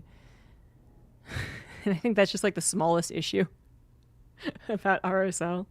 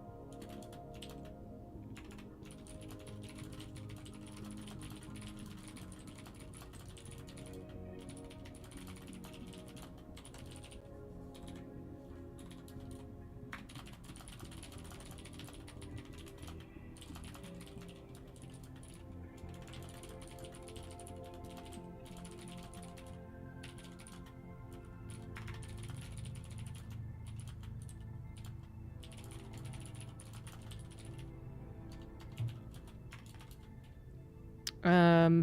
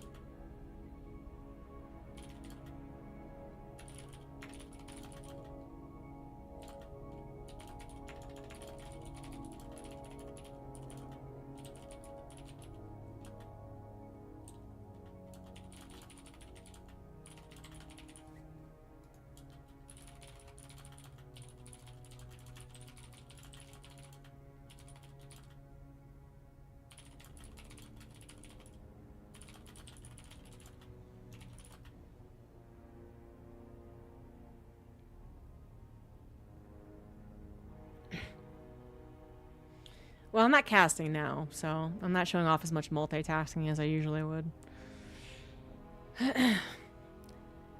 I think about my responses very seriously.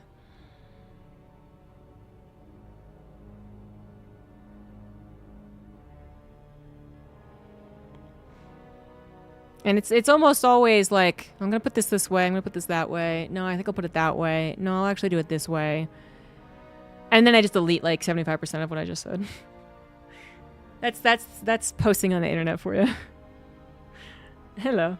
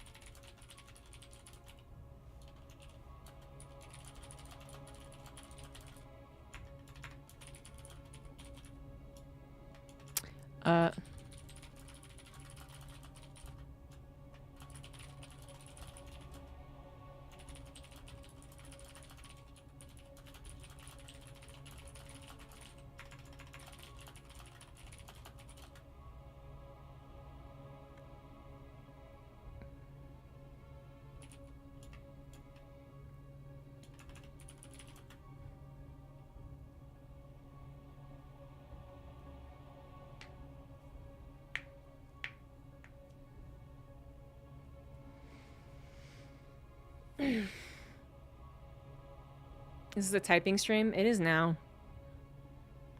It's an ASMR stream. You can listen to me type.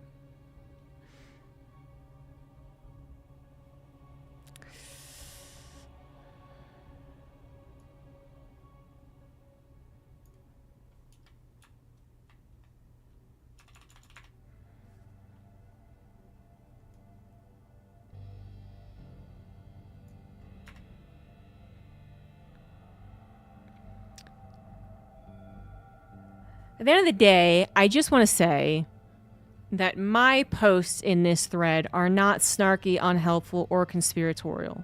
So fuck this guy. Fuck you, Admiral Yang. Probably not even a real admiral. Dumbass. Second of all, I also want to say it's funny that this guy's like, rather than fighting over these breadcrumbs, I'd love to see the likes of ZG, Wardy, or Hearthstone on casting these events or hold their own. TLDR, rather than complain, host your own tournaments. I would love to see them. Does he know what Wardy does?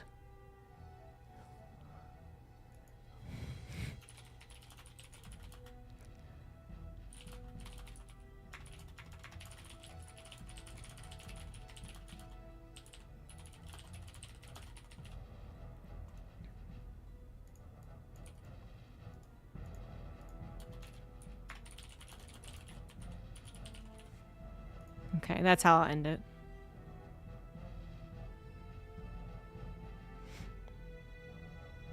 That's how I'll end it. I mean, you could say that me and Hearthstone don't run enough tournaments. Sure. Fine. That's fine. I don't run a lot. That's true. But Wardy? But Wardy? Really?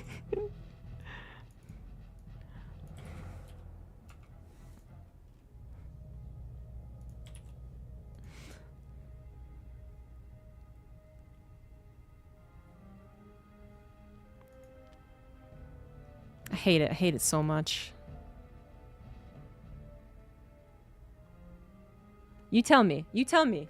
You tell me, guys. All right? Tell me if I'm crazy, all right? Tell me if I'm crazy. Here we go. We're bringing up the thread. It's happening. I'll get my whiskey first, because I told Fear Dragon he should drink beer, because I'm going to drink whiskey.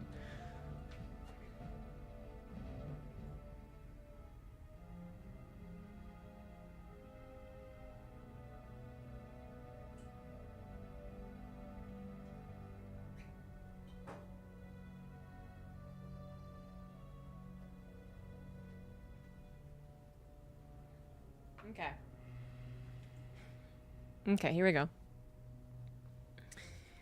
So here's my first reply. Well, actually, this is my first reply. So first of all, I have just been mischaracterized in this entire thread by 2 people at least. My character is under attack, and I don't appreciate it. So first, some guy says, I still think some of the criticism is fucking ridiculous at a time where EWC has shit on the wider StarCraft 2 scene from a great height. And I asked, what do you mean? And Wax comes in and is like, he thinks it's equity growth like most other plans. Before you knew this already. Both of you stopped derailing the thread. And it's like, where the fuck did you get the moral discussion from, Wax? What are you coming? What are you doing? What? And so that's what I respond with, although I do it a lot, like, more professionally, honestly. No, that's not why I asked. Why would he phrase it that way to then talk about its ethical issues? I thought he, like some others, may have the notion that EWC has impacted the creation of tournaments because of their delay in announcing the tournament. I didn't want to assume, like some people, that was why he was bringing it up, so I asked. I also think it is pertinent to the discussion since we are talking about tournament creation and perhaps RSL's impact on it as well. To which then the guy responded and said, yes, that is why I was bringing it up, and then he went on to talk about that. So was that, I know I'm being snarky now, but is the text, is that snarky, unhelpful, or conspiratorial? No, right? Let's just check that one off, okay? Here's my other comment. To respond to this guy being a dumbass, who thinks Rogue is the GOAT, so I mean, he's just stupid anyway. What we need at this point is for someone to email Blizzard and ask if tournament organizers are allowed to pay for themselves out of community-raised funds, and if not, if RSL has written permission to do so. If Blizzard says that it's not okay, then I've written permission, then obviously things get interesting. I've thought about doing it, but I've been lazy. So I'm like, what? This argument needs to drop quickly. Are we really going to police the use of any crowdfunding going to organizers when the scene is going to be almost 100% grassroots from here on out? That doesn't sound right, nor do I really appreciate the tattling to a father who doesn't love us anymore. Let's make sure Blizzard doesn't care about us and strikes out any attempt by people to make somewhat of a living off of it. Then, to be clear, I have issues with RSL Split too. I think it was meant to replace GSL, and so the studio was seen as a requirement, but I don't think shooting to replace something that was making no money makes sense. It also isn't that fun, or I should say it's not what makes the product fun. The guys casting together was what fun. Go back to StarCraft 2 roots, get a nicer setup in someone's apartment than the equivalent in 2010, and have at it. Is that snarky, unhelpful, or conspiratorial? No! No, it isn't. And yet this guy has the audacity to lump me in with Wardy and Hearthstone. He just sees some famous person and he's like, well, they're all saying the same shit. Bunch of famous dickheads.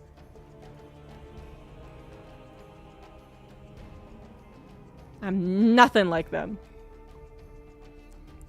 Although I think we share a lot of the same opinions on this issue. Except I don't really care about the Korean won USD thing. I do think it was intentional because big prize pool equals, or big number equals, you know, big, like endorphins in your brain. But I don't think it's malicious. I think it's just a business maneuver and I'm not really about to... Not really about to blame them for that one. It's good business. I mean, that's fine. It's whatever. But God. I was so much more respectful and unsnarky in this thread than ever before. You don't even know. You know how much I could have been snarky and I wasn't? God.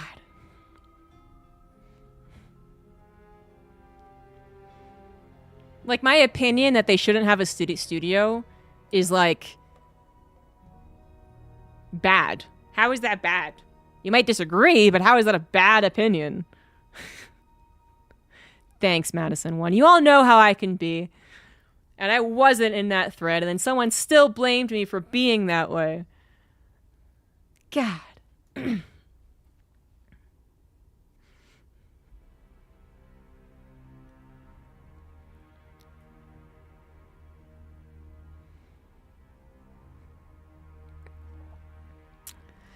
Alright, we're done there. I made my post. It had only a little bit of snark. Only a little bit. Only at the end. He knew I was thinking about it. He knew that I also thought the WON USD thing was a conspiracy. That's the point, though. I did it. I would have never put that as my problem about RSL. is the show in the Korean won instead of USD in the prize pool. So you can't even say that he was in my brain, man. Can't even say that. But it is so weird to see him be like, make your own tournaments instead of fighting. And it's like, you know, Wardy's doing both. He's literally doing both.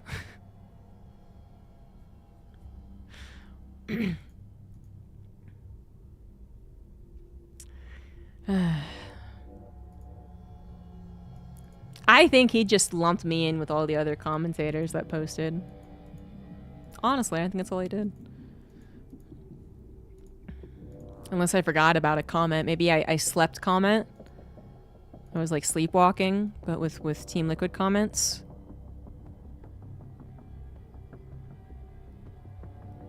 No, I wasn't. We're good. I do have sometimes amazing dreams, but I've never gotten up, you know, slept walk or sleep eat, I think is also a thing. It's also short for Raid Shadow Legends. If only they could get a sponsor. I had the most disturbing dream, actually, I'm gonna tell you guys. It wasn't like, you know, like a horror movie or you know, a thriller type movie. It was just like something that hit your soul and you're just like, oh my god. I had a dream that there is like, amongst my old friend group that I had, who I don't see as much anymore. We like all moved and whatnot. I had a dream that there was this one person who I never got along with in that group, like a made-up person, actually, like an imaginary sixth person, if you will. And that sixth person had documented all of my interactions with my friends since we were in like high school, and had provided me a book of all these interactions and how bad of a person I was to all of my friends, because there was some like realization that like there was like an assassination plot or something that was along with like the book, you know, like it was like a chronological order of all the things I've ever done wrong in my life. But importantly, there was also like hints as to like a bad person doing something like apart from me. Like, but that's why they had to show me the book, because they were like, I have a record and I can show you. But I had to read all these bad things about what I did in order to get to the point. And I woke up and I was like, wow, that was a really unsettling dream. Awesome.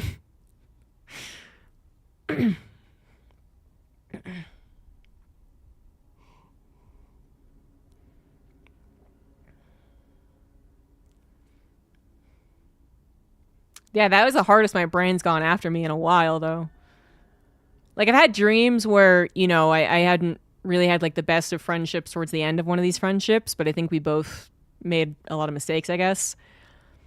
But, you know, I've had dreams where we were still arguing, or that we, like, reconciled, but there was a lot of, like, unsaid... You know, we've had, like, those dreams. But I've never had a dream where my brain was just like, here's everything bad you ever did. And I'm pretty sure a lot of it was made up. Basically, if I, like, didn't... If I didn't, like, say hello politely enough, suddenly it was like, and Jessica was a real bitch when she came over. It wasn't like things I had actually done, if I remember. If I don't remember, I don't know. But it was more like the way that you think something went, and you're like, well, that was a normal interaction, only to later learn that other people are like, oh no, we took that totally differently, and you're like a really bad person, we think, and you're just like, oh no. Flag is suited from the biggest events to StarCraft to a lower level of professionalism. Having some people to do so, lowering the value. Oh, what do you mean? Which event are you talking about? I am going to cast more StarCraft 2. But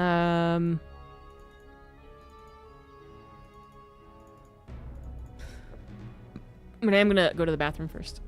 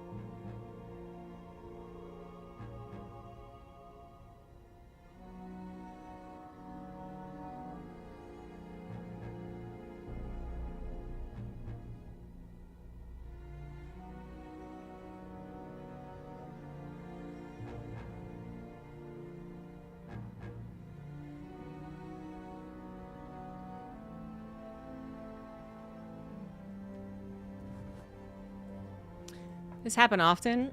I don't know how often it's happened, but there's definitely been situations where I have I mean, everyone has situations where their thoughts... What is the saying about, like, thoughts and actions, you know? You know what I'm talking about? Or is it people judge other people by their actions, but judge themselves by their thoughts? That type of thing?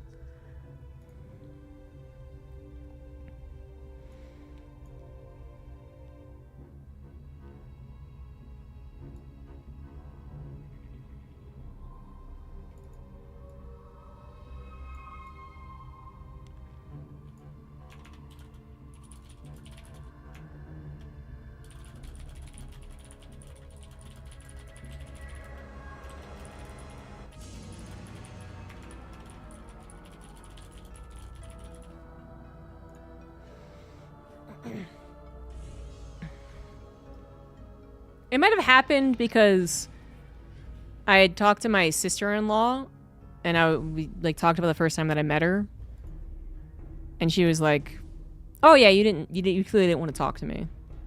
So, and I was like, "Yeah, probably. That's true." And then she was like, "Yeah, I just figured you were young." And I was like, "Well, I had just gotten home after 4 hours driving from leaving university because I didn't want to stay alone in the dorms because I was part of track and field. We had to stay an extra week in the dorms beyond everyone else. And it's not that the dorms were creepy. It's that I had the most connected dorm in the dorm apartment. So it was like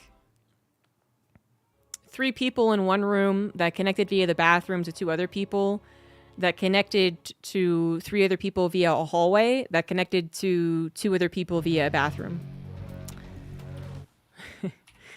So, I mean, there was just no way that I could, like, lock all the doors, basically, because I also couldn't lock... You couldn't, like, lock the bathroom doors from, like, the outside or something like that. Anyway. So I was like, I'm out of here as soon as I could. I was getting the heebie-jeebies.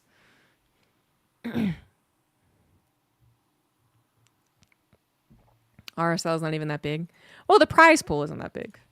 That's kind of what everyone talks about as far as the issue goes. The splitting, theoretically $140,000 and only like $12,000 going to players. That's what people are arguing over. Just to catch everyone up. But now we're going to cast StarCraft. So never mind.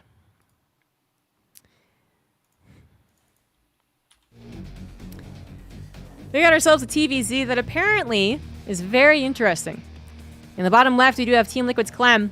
In the top right, it is Cham. So Cham might seem like an odd name here. We are in I think this was the round of 8. And groups leading to, I think it was round of 8. Anyway, it's a best of 5s. It's like the next stage of the tournament. And, you know, maybe you would predict someone else to have made it through. Like Scarlet, or Showtime, or I forget who was in their actual group. Shin, I think Shin did make it, though. But there was another Zerg who didn't. Solar? I think Solar didn't make it, and Cham did. So yeah, that might be a big surprise to a lot of people. But I wasn't very surprised that Cham won his ZVZ. And whether he beat Hearthstone or Showtime, I don't remember. Or Solar. I think he beat Hearthstone. Like, that also is not the most surprising thing, although it is a feather in his cap. But I definitely was surprised by Cham beating Shin. Not because I think it's going to happen every time they face each other. I think, like, you could bet on Shin more often and probably make money. But Cham is an odd player to face up against sometimes. At one point, years ago, he was one of the most promising, I'm going to say North American players, but I actually forgot what country he's from. Hold on. Oh, he is Mexican. Okay. All right. We're good. I didn't remember. Anyways, but he kind of stopped playing like super hardcore for a little while and kind of fell off as far as the mechanics that he was building. I'm talking like 2018 or something like that, guys. But he never really lost the spark. He never really lost the potential to win games. And I think he still has it. And whether it's like, as I was saying, in the games versus Shin, his kind of unorthodox style really surprising people, or his ability to find like the right weaknesses in his opponent. Like, he still has that ability to cut the head off the snake, you know? He won't just let a game go on and on and on if he has the advantage. Either way, I think that he does get a lot of upsets, and we have seen that in a lot of like the LATAM qualifiers that were happening, in his participation in North American events. So it's cool to see him still have that, though, after, you know, what is a year of not having very big events and not as many regional events either. And so you don't really get the same type of expectations set as you did when we had a fairly major tournament every 3 months. But clearly Cham's doing well, makes it this far in RSL, and he's facing Clem in a best of 5, excuse me. A best of 5. Which you would think would go to Clem every single time. But it's Cham. And even though his mechanics sometimes can even be very, very obviously wrong. Like, he actually makes obvious mistakes. This is not like he actually wanted to be supply blocked because there's this build order that he does. Like, he just actually makes mistakes sometimes. He actually wins sometimes regardless of that. There were so many games where he would face Kelazur and Special, who are both very good Terrans, and better, actually, at the times that I'm talking about than currently. And he would get supply blocked on his 3rd queen. And he'd be like, well, that's just a mistake. That's just wrong. And it wouldn't matter. He would still win. So I feel like Clem has to be very careful. There also might be a little like a Shin effect going on, where no one really expects Shin to frequently beat Clem, but he did. 2 Hellions getting destroyed already. Well-timed reinforcing Lings helped right there. But it was also a bit bold for Clem to try. It was only 2 Hellions and a Reaper, and kind of any opposition that is available in proximity to it was gonna take care of it for the most part. But he, wanted to get in there. Also wanted to get a scout, probably. Like, he should know Cham, and he should know all these things that I'm talking about. He should know there's been upsets with him. He should know that there are different build orders that Cham's going to throw out. He will go for a faster Spire build. He will go for Nidus Worms. He will go for Bling Baneling busts, I guess. All those things are definitely possible. And so scouting should be a priority for Clem as well. Clem, I think, will do what he does best. 3cc, 1-1-1 or 2-1-1. That's what he do. That's what he's good at. And I think that'll be all 5 of the games if we get that far. He doesn't really need to change. And as far as safety goes, there's only a few all-ins from the Zerg player that really take advantage of the way that Clem plays. And once you do it, you can't really do it again. So if you do find a Nidus Worm build that works against them, you probably won't be able to do that one again. If you do find a Queen drop build that works against them, probably can't do it again. It's going to be a Baneling Nest from Cham, by the way, who was doing totally fine on the macro department, just to be clear. There are some odd games in Cham's past, but in his games versus Shin, he also looked very mechanically sound. 4 Hellions are available, but looking to pair up with the Banshees. I think Cham's got the appropriate response. No Overseer as of yet. It just formed. It's coming on over, so 1 Queen is going to fall here. But the point is that the Lings pushed away the Hellions. They did die, so I mean, maybe not the best trade going down, but 3 Hellions total dead thanks to the first 2 that went down. Just as long as you don't allow him into the drone line, which he will not. Some Lings were remade, but not too many more. Just enough to make sure the Hellions can't cause problems. So the Queen will fall as the Overseer was once again a little late to moving. Might have actually been hotkeyed with the Queens is the problem. So that's 3 dead Queens. And that does suck. At least one of the Banshees died. Double Evolution Chambers coming down only at this particular time, Clem Cham. I'm gonna make mistakes, I know it. But that is something that Clem was not able to see, and he does not know that it is a Spire on the way. This is still uncommon, but I was gonna say he did see fairly fast gases. And while might not be common, it has been making its way back in to the game. And Cham, as I've been saying, is more likely to do the muta build. So, Clem actually does figure this out, probably based off of the gases. He doesn't really see anything else that would tell him, but... So he does build missile turrets, and 1 turret in each base is all what you need in the beginning. And this should make a very good game for Clem. The mutas, because they can still be such a surprise in today's meta, sometimes like the first 10 are really what screws you up. They do get into the mineral lines, they do force SCVs off, they do force the Marines to come home.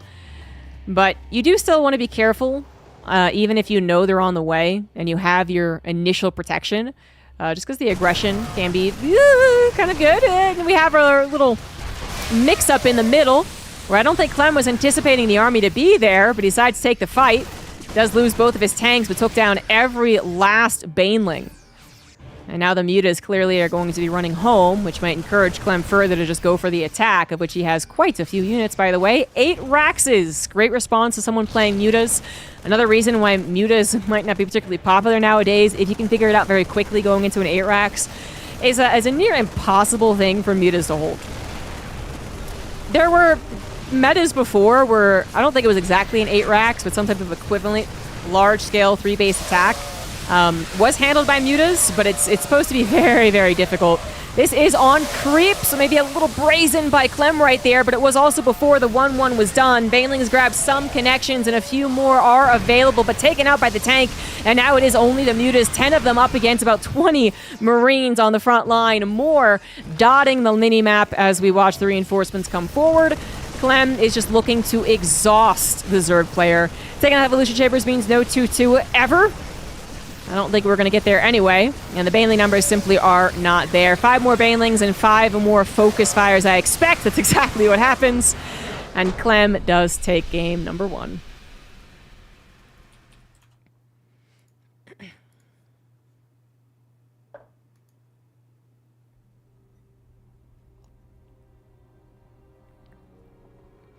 So bitching about a studio shouldn't matter until it's actually big.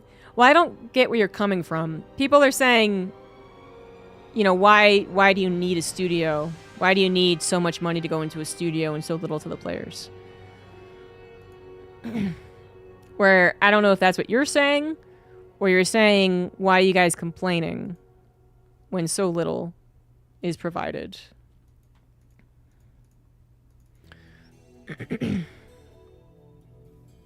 It's a bit like Christian televangelists. 10% goes to God. I'm not going to repeat that. Not going to repeat that at EWC, that's for sure.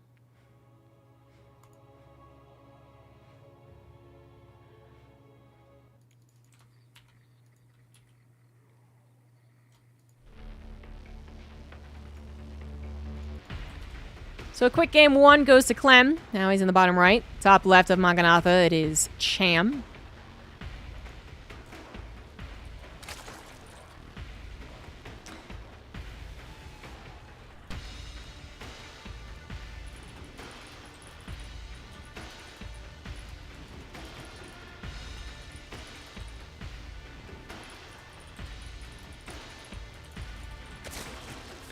So Cham, you know, did just lose right there. You know, it might be as well as you would expect. You're like, you told me that Cham might have a chance here. That was exactly what I was expecting. Excuse you. And it's like, well, yeah, that'll probably happen. But I think what really went wrong that game most than anything else was actually that Clem got the Muta Scout so quickly. If Cham did it a year ago, a year and a half ago, let's say, in a online cup that, you know, Clem didn't even know, you know, he might face Cham, right? Then I think he actually gets surprised by it. You know, he's kind of been conditioned by the other Zerg players he was facing. He didn't really get time to think about his next opponent. He's just like, go, go, go. And then the meta didn't have any Mutas a year and a half ago. Like, Mutas started to come a little bit back around EWC, but not really in EWC.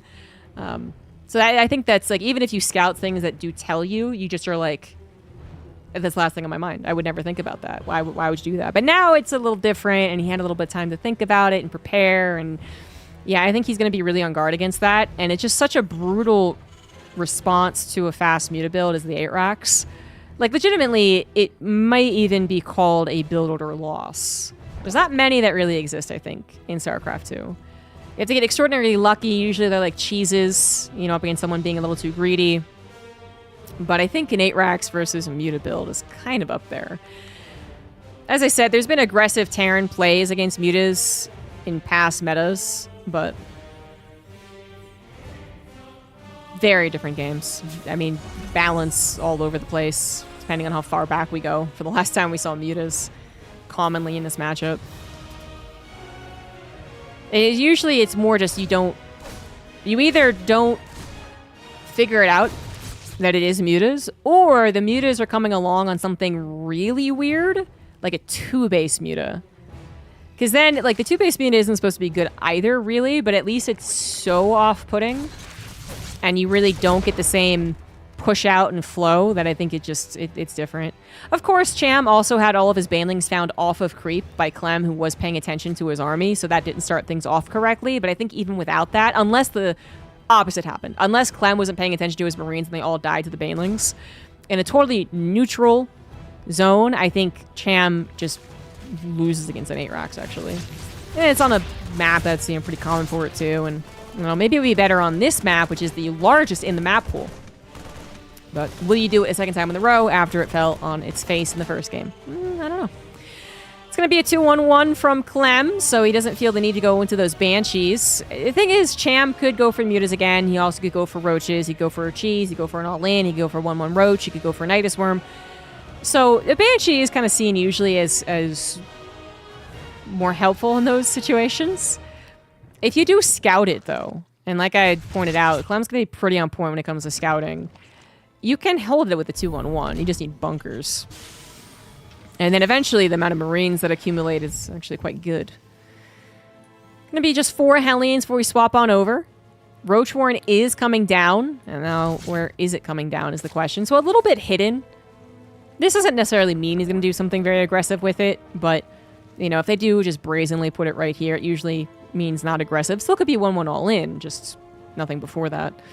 This one is like, not really a whole lot of gas being accumulated, though, so it is going to be the defensive opener. Unless he floods with Lings, too. But he also hasn't built that many Overlords, so no. Yeah. He's going to play Roaches. And we'll see if this turns into a 1-1 Roach push. Ooh, this is turning into a Hellbat push. Clem adding an armory very fast as opposed to engineering base. Wants to get these 4 Hellions and Hellbats. This is where Cham going into Roaches works out for him. Not a build order win, but it is nice of your build order to work out this way. The Hellbats are potential game winners if this is a totally lane-based defense. But against Roaches, it probably shouldn't be game-winning. It also isn't really game-breaking for Clem to have the Hellbats basically not be helpful at all. It's not ideal because the Hellions could still be useful. The Hellbats later on could be used maybe for defense against run-bys. But, you know, I thought he wasn't going to do it, and he absolutely is doing the all-in. He absolutely is. The Roach numbers have trickled on here out of that 3rd gas, and so he's also been able to acquire those 3 Ravagers, and this is Clem having no idea. Now he realizes, loses one of the Hellions right off the bat. Is that 1? Yeah, just 1. This is interesting, though, because the Hellbats are still helpful with Lings being a major part of this all-in. Lings are on top of the SCVs, but we're on 3 CC, so we could lose upwards to 20.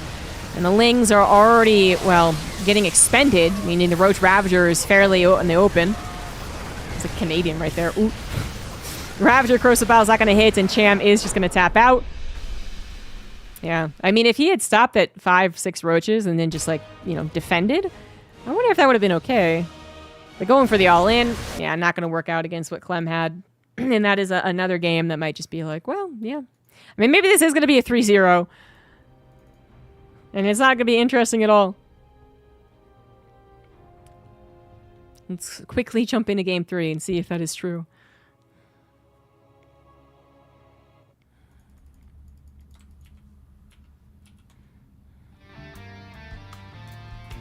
So now Clem is up 2-0 on ley lines. Cham on his last life very quickly. Goes for Mutas, goes for Roach Ravager, Ling all in. Both kind of getting hard countered, honestly. Yeah. The 8-Rax versus the Mutas is so brutal. The 2-Rax 2-1-1 into Hellbats is just the perfect mixture of units. Without the Hellbats, the Lings can get us around the Marines, and the Roach Ravager will force them to pick up at that point, and then the pick up and unload gets really awkward. And there's, I think, a lot more to it at that point, but with the Hellbats, you can really stand your ground, because at the very least, the Hellbats are going to tank, and tank a lot because they got 2 medevacs healing for them. So that was just again, a bit unlucky there for Cham, who I guess was thinking, because it is the largest map, this guy might be thinking I go for Mutas again, and I'm going to surprise him and go for an all-in, which sometimes that works. It's like a 50-50 chance of looking like a genius or looking, you know, maybe a bit foolish because it does arrive a bit later. That wasn't its problem, though. But now the question is to Cham. What does he do to start the recovery process in this best of 5? Clem has dealt with everything just about flawlessly and will continue to be hyper aware of Cham's aggressive opportunities, scouting with the Hellions, not suiciding all of them, that's for sure. He did suicide the first 2 in the first game, but I think that was actually for scouting as well as potential damage. Obviously, he doesn't think he needs to go Banshee every time.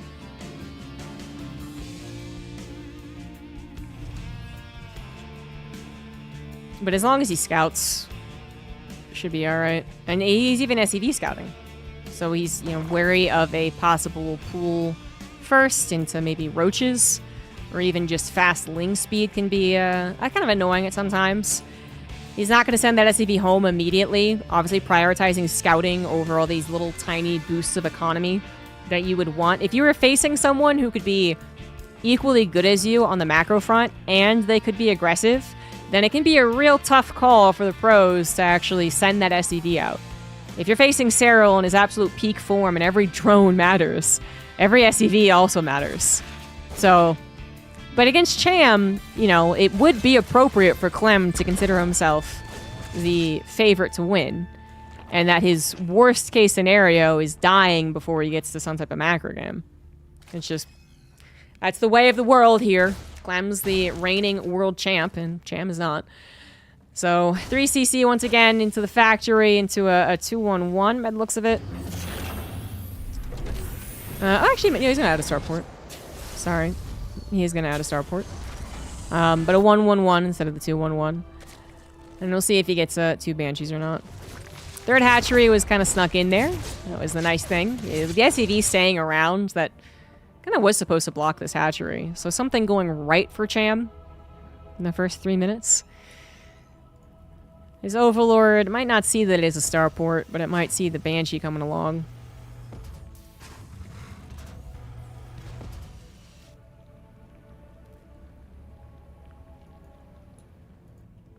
Probably wants to get the Reaper up in the main if he could. But with speed threatening to finish at any second. Post 3:30. You know, probably wait for those Hellions. Banshee number 1 is on the way.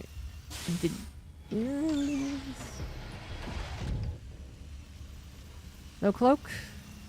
Just a single Banshee. Although we have been seeing more 2 Banshees without cloak. So I don't want to say single Banshee yet.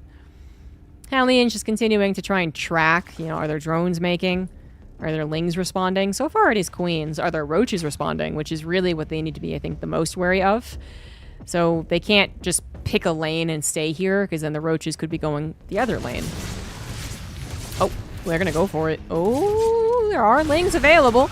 Not that many, but enough to stall out, so the queens get a couple extra shots, get an opportunity to move into the Hellion's path, and that wasn't generally what you want with the Hellion maneuver, but 2 Hellions die for 8 lings is not bad, really.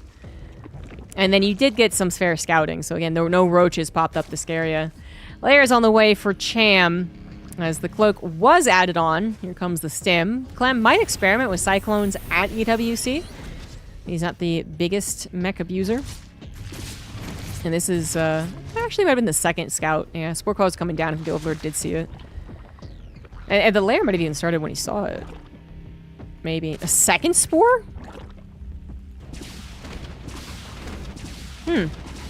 Most people would consider that excessive. Interesting. 4th hatchery, unfortunately, is found out immediately by the harassment squad, which means it can be killed. It was canceled, of course, but yeah, the point is, stopped.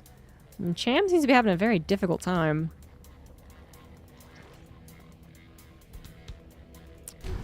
More barracks being added on all at once. Double engineering bay. No fancy little armory trick coming in here. Hellion still looking for opportunities and scouting. All they've seen so far is a baneling nest. No evolution chambers either, which honestly they usually do go up at the front or here or something. So he might already be suspicious of it being mutas. He does want to check these gases. He will not get the opportunity to, but mutas should be on his mind. And then again, why would you do it on a smaller map when your first attempt failed? No missile turrets as of yet. Spire's about halfway done. Helly and Zoo clean up a lot of creep spread while the Banshees try and get another cancel. That's not going to happen with Overseer and Queens available, but they are going to head into the main base. Oh, is that why? No, the Spire's in the natural. Well, I still kind of like the double spore to try and just protect your tech. And then, you know, the Terran sees it out here and they go, you fool, and they run past and they think the drone line's open. You can kind of see that being a bit of a bait as well. It doesn't really work out. The Banshees decide to play cautiously. Mutas are on the way out, and this time we do not have missile turrets on the way. Clem did finally see those gases, but perhaps not fast enough to determine that they were, you know, too fast.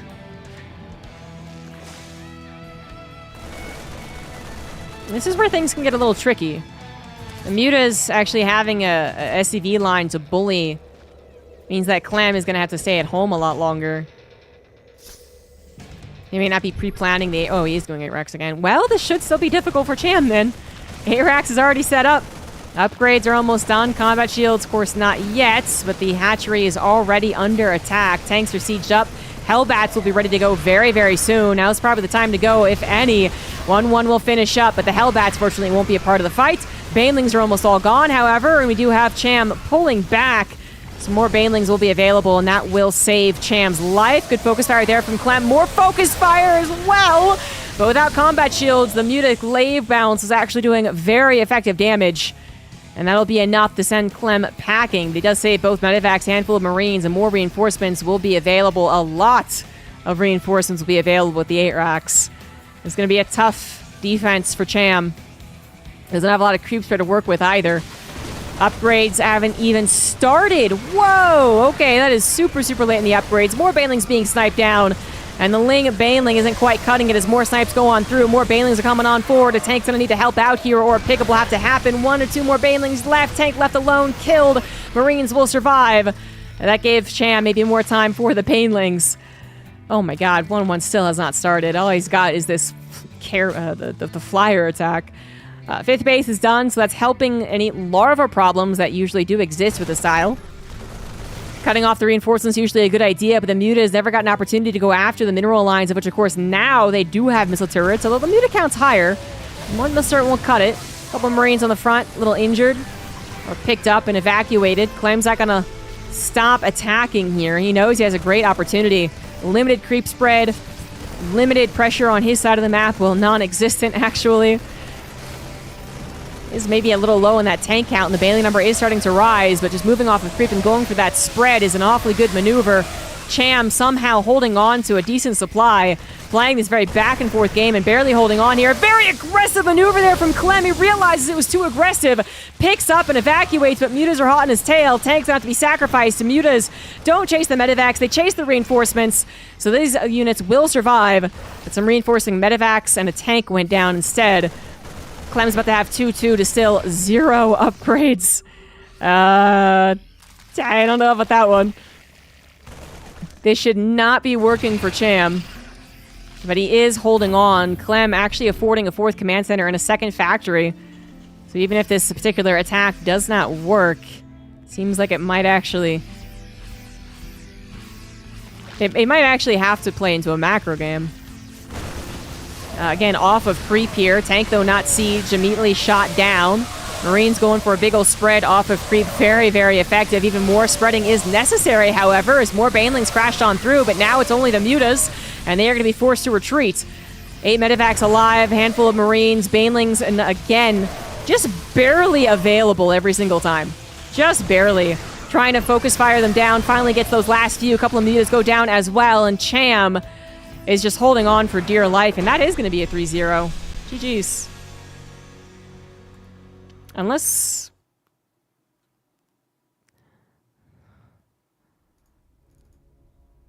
Oh, okay, it was a 3-0. I was like, unless I mistook this for a best of 7. Yeah, it's unfortunate. I thought Cham had a little bit more potential, like one game against Clem. But Clem is pretty strong.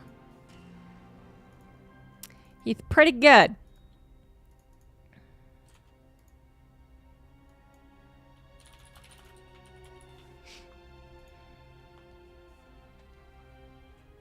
I'm gonna grab some water.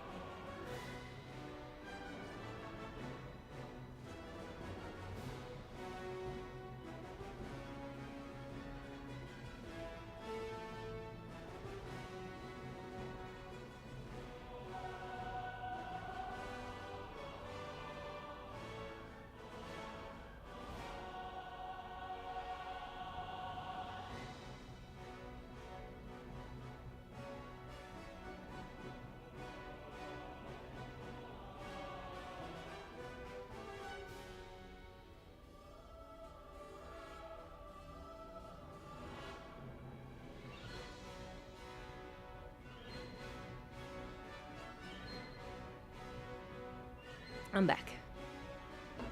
Oh, yeah, Dimitri left. The true entertainment is now gone.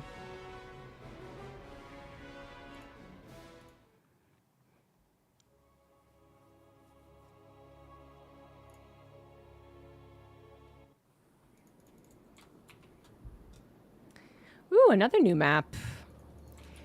Fresh Best of 5 PVZ. It's going to be on the map Antimatter. In the bottom right, we have Hero. In the top left, it is Shin. Let's check this map out first. Natural is pretty big, actually. Your wall is a fair distance away from your mineral line. And then around your third base. The third base is pretty normal. Or this triangle third base, I suppose. Got a lot of doodads. We got a Shazam logo. Let's see. Oh my god, we got an in-base natural. Oh dear Jesus. You don't say. Thought we got rid of those. I thought no one liked Orbital Shipyard. Oh, Shin. Oh, Shinny, Shin. Not gonna give us a lot of time to check out this map. Because he's already thinking about how to abuse it. It is so unlikely that Hero will be on guard against this. He will see the lack of a hatchery. And he will go, wait. But, as I said with the other map, there is a good chance that these professional players, having to prepare for EWC and having most of their practice actually be on ladder maps and the maps of their upcoming biggest tournament, will not have played a lot of the new maps for RSL. And if they don't play the new maps, then they don't know all of their features, and they don't know all of the cheeses that could abuse those features. So, yeah, this seems like a very good idea. Shin has obviously thought about it a little bit, clearly, to actually, formulate this build. But, yeah, this is going to be very effective. A couple of drones are on the way to mine this out and then probably produce spines. This probe did not see a hatchery. Did check the natural, though. So we got that going for him, but still didn't see a hatchery. So I'm wondering what the hell. Checks the gold base. Apparently there's a gold base. Ain't there. And does check his own natural. Good on him, but this could still be very tricky to hold. He does not have a wall over on this ramp, so a bunch of lings are going, to get into his base, and then possibly spine crawlers. Unless these drones just want to long distance mine from this base, I guess. You definitely got to wall off the front, though. I mean, just don't give them the second avenue, and this is where your wall is going to be created. It's also where your production is, which at least is possibly safe, let's say. Because if the lings are going to try to attack up here, then they're not attacking over there. Speed won't be done for another 50 seconds, so there is some time for Hero to play around.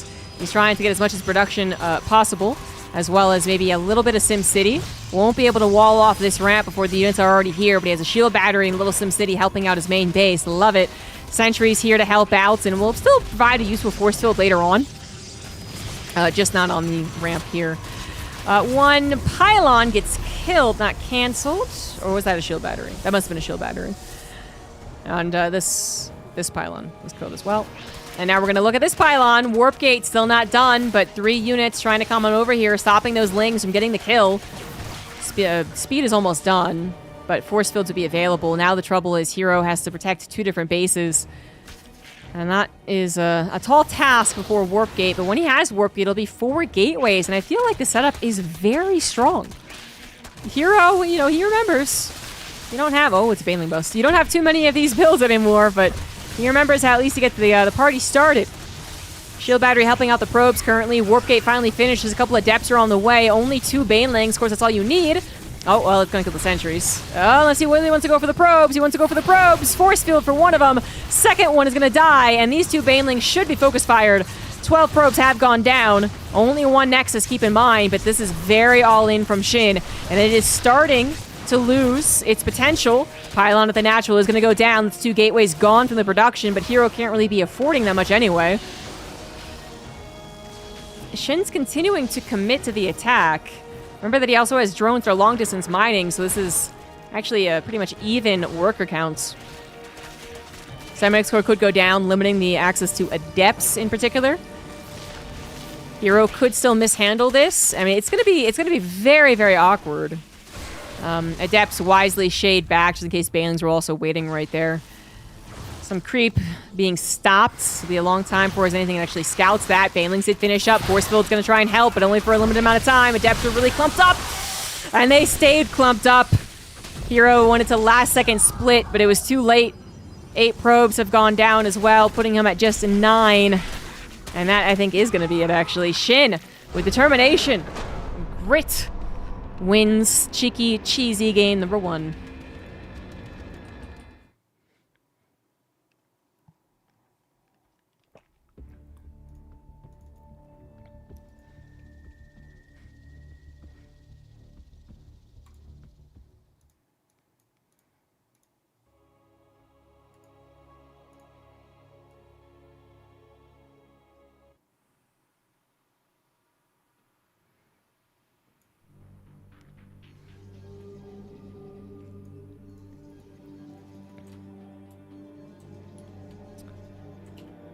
Nope.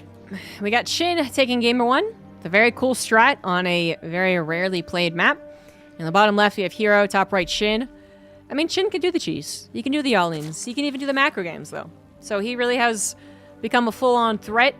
He places often enough in the later stages of tournaments as well that while it's not innovation consistent, who is by far the most consistent round of 8 player I think we've ever had. But it's, you know, there's no surprises anymore if he makes it to the round of 4. A finals would still be surprising, but considering how often he's made it to a round of 4, I mean, he kind of might be due. And it seems like he's taking the RSL as an opportunity to really test out a lot of these cheeses. Either he's testing them out and getting really good practice with them, or he's making sure that Hero doesn't know his true macro plans, and maybe a byproduct is actually winning these games. But even though we've had a lot of discussions about RSL prize pool, I would say this is still a serious enough, you know, big enough tournament that you're not exactly throwing away games for the sake of practice. You know, you do want to win them. So I would say it's definitely just adding a new dimension to his gameplay, which we knew him as somewhat cheesy, but I'd say definitely more on the side of you know, roach attacks, depending on the matchup, I guess. Not proxy hatcheries. I just put it that way. Not necessarily proxy hatcheries or block hatcheries, which in this case it is. You know, rogue kind of holds more of that notoriety. But this is going to be a block hatch, which I think Hero should know. Yes, his probe obviously scouted the hatchery is still running around. And he's going to try and go ahead and just out-DPS it.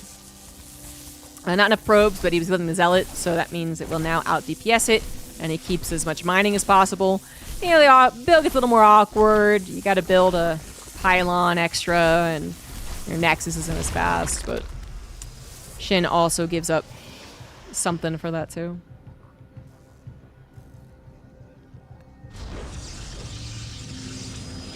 Is StarCraft revived? That's one thing I don't think is... I would never call it malicious. I do think revived StarCraft 2 is such a...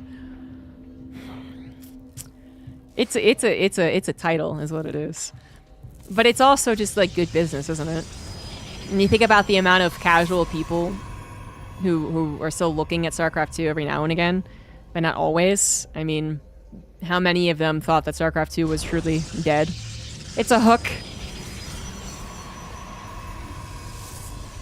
But to the people who have actually been pumping in money for years and giving up any amount of crowdfunding going to them, you know, and not holding that title, it can be a little funny. Stargate's on the way for Hero as we finally get a, you know, more normal PvZ. As Adept is determined, but it should not get any more damage done. The Zealot went for the run by, counterattack, placeholder. It's placeholder. It's stopping the third hatchery. But what else are we going to do with it?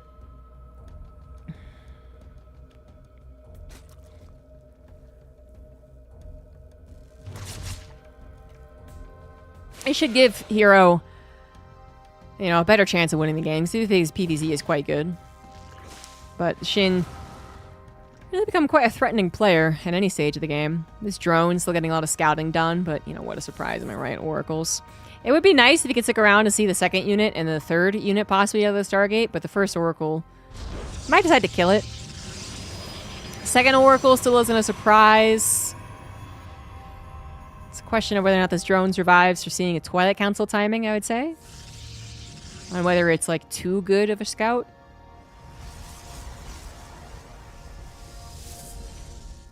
Oracle flies immediately on over. It is not going to get a chance to do any damage. But since the third hatch was still not taken... Okay, it is off to the left side. Whoop. Whoop. That Oracle went deep. Shin had placed his queens very appropriately, knowing how that Oracle was heading on over. And Hero... I think he was especially eager to send it across the map because he might have thought it would have helped to cancel another hatchery. But he should have seen the Lings kill a probe over here, or he moved the probe, and this is obviously a possibility. The Oracle is going to scout it eventually. The first Oracle was really hoping for something a bit better than taking hull damage. It's not the worst case scenario, it just did take hull damage. 5 Adepts coming on over to support the Oracles and vice versa, as well as threaten the drone line. Make that 6 Adepts, actually. So right now, nothing is defending the third Nexus, but also right now, Shin needs to worry about the attack possibly coming his way. He kills an Oracle. Oh, no. And this Oracle is going to go for a stasis trap and take even more damage. This Oracle that was in range. Hero. Wow, barely saves the Oracle, but he took so much damage on it. The Adepts also get cornered, which, I mean, at least they're cornered and not surrounded. Okay, 6 drones, starting to make it kind of worth it. Recall, if he could save 3 Adepts, would be nice. He saves all 4, actually, so... Okay, that wasn't a big loss. That wasn't a, oh my god, what is happening moment like I thought it might be. It looked like Hero was going to lose 2 Oracles and all of his Adepts for a second there. But it's still a bit problematic. Shin does go for the run-by, but as the Adepts move on to the aggression, the Oracle had stayed at home. Blink is on the way. No Forge. Hero wants to continue with the aggression with some Stalkers after these Adepts, which have found themselves into a bit of a cranny right there. The Oracle wants to help out, but there are so many Queens. Oh, just giving away the Oracles here. 10 drones do go down, more to fall as well. Hero is giving a lot of army to kill what is now a lot of economy. That is true. But is it worth it? This is what we're going to find out. Shin just made a bunch more Lings. Send them across the map. See what he could find at the third Nexus. Doesn't have to worry about Oracles killing any more drones or Adepts killing any more drones. So he's going to go ahead and try and replace all the ones that were lost. But that was a lot. If Hero doesn't take any damage back at home, and he's got a decent number of Stalkers. +1 melee also isn't done. Then I think this is good for Hero. Probes go back to mining. Some confidence being shown. Force field warped in to help out. Another force field to make sure the Zealots, the Sentry doesn't die.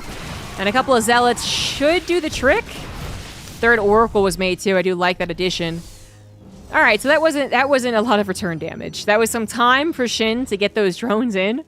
But he does see a lot of Stalkers starting to create and should be wary of the follow-up. But with Lings and +1 melee and only 1 Oracle, there's not going to be a lot of protection for the Stalkers. So if the Stalkers don't hit critical mass, you know, they're always got to be very wary of being surrounded. Shin also trying to buy more time to get to these Hydras. 8 are on the way.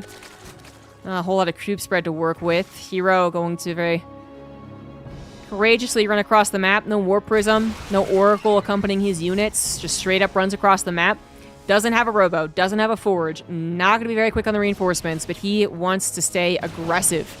Shin had to replace so many drones. 25 of them died. That he is not on a high army count. It is precarious times right now. I know he has more Lings, but it seems like he's expecting a bit of a run-by or some such. Thinks he can hold where the Hydras are. I don't know, Hydras are also pretty fragile. Lings do come on over, and more had popped out, so that will be enough of a body block. Hero, he's not going to get a critical mass as fast as his opponent by the looks of things. The proxy pylon only just coming up. Slow warp-ins. Charge is going to finish. And we don't have a strong answer to charge lots, but do we have the potential of getting a lot of charge lots?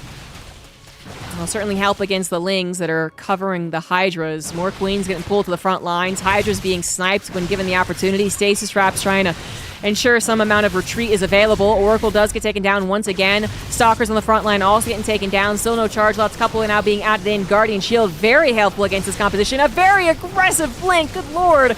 The Queens have transfuses. More reinforcements are on the way. The Hydra's trying to rip through these Stalkers, but some of them not a part of the fight as they are stopped behind the Queens.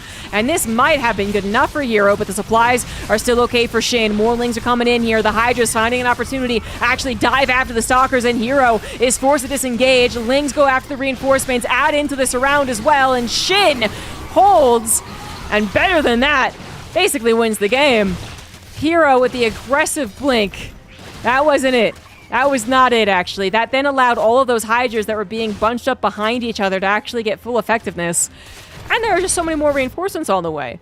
That had to be a real stopping maneuver, you know, kill literally every last Hydra before all of the reinforcements came in. And it was not. Shin had also finished, you know, +1 melee ages ago at this point, and then it also managed to sneak in +1 missile. Hero is pretty dead. He has no upgrades, he has no technology. His economy is okay, but he's missing other things. Force fields won't save you now. GG Shin, the solid 2-0.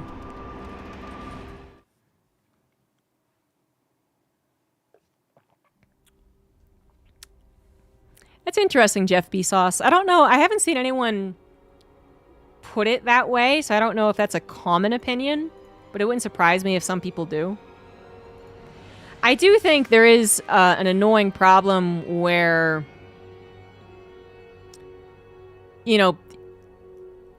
Oh, God, this guy was a 0 post guy. I didn't even notice that. I do think there is a common problem amongst the entire scene, which is just that the only thing people ever do pay attention to is basically GSL, whatever Tastes and Artosis do. Like, their, what's the word?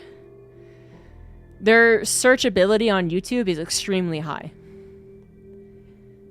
You know, you put in, like, Tastes and Artosis and GSL into the keywords on YouTube, and it's, gets like a... What are the words I'm looking for? I'm a YouTuber, guys, trust me. There's like a lot of searching for that. What the fuck it's called? It helps like boost the video to people who are interested in those similar topics, and obviously they search for the keywords. You know, that's a really popular search. Anyway, that's still to this day, it's definitely true. Definitely true. And I'm talking like the CEC or whatever it was. Oh, there's a mouse in my well again, guys. My cat's going crazy. Oh my god, I think she's gonna... the algorithm. Yeah, the algorithm. Anyway, so you get a lot of people, you know, and the same people who, you know, add that extra 8,000 viewers. You know, EWC qualifier is going to get 2,000 viewers, and EWC finals is going to get 10,000 viewers or something like that, right? And, you know, most of those additional people are going to be people who basically never watch StarCraft, and a certain amount will be the... you know, only the bigger tournaments or only every now and again.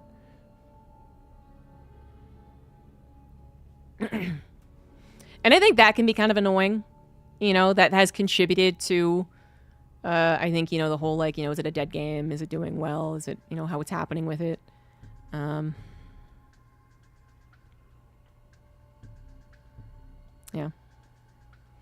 Oh, yeah, EWC viewer numbers are always bad. I mean, it's not... I don't know, let's talk negatively about it. But it's just, it's not what you want to do when you, you know, when you create a channel, right? Like, unfortunately, that's the way this game is played. It's not just about the product that you serve. It is about the marketing. It is about the Twitch build-up that you need. You know, the same, like a $5,000 prize pool tournament that is held on Roddy's stream will get more viewership than the same tournament that is held on a brand new stream. Duh. Even if it is cast by Roddy, right? So having, and they always change the name of the channels as well. So if you follow the channel, you might see that it's StarCraft 2 eventually. But if you follow the channel, on your Twitch sidebar, suddenly you're seeing like Rensport under EWC Paradigm 2. Like they don't even, they name it really weird things. And you're just like, wait, was I following that? I wasn't following that. Unfollow. And then you just never know it was StarCraft 2 eventually. It's very odd. Yeah, I don't know if that's what he meant to, but I was talking all viewership. I think that's what they were talking about, because I've also been paying attention to like the Valorant viewership, the League of Legends viewership.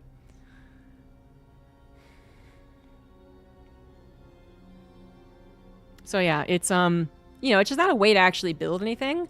Of course, everyone knows that they are not making money through any means. They are spending gigantic amount of money not to be profitable. So there is that. But it is still kind of annoying just because, you know, the reasons they're spending so much money, StarCraft 2 is actually giving to them, I would say. Like the amount of interaction they get, the amount of goodwill that they get, I think is extremely high from the StarCraft people because we're so desperate in our scene. Where these other tournaments, like, you know, there's far more people in the other esports that are like, I'm not watching this.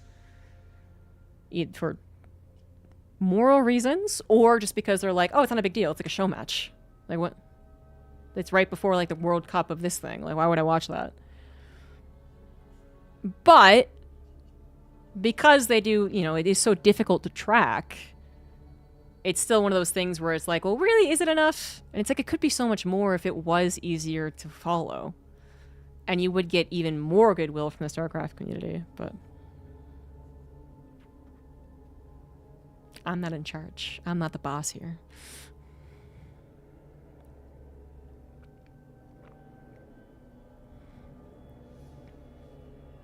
Yeah, like why do they change it? I really don't understand the changing of the names.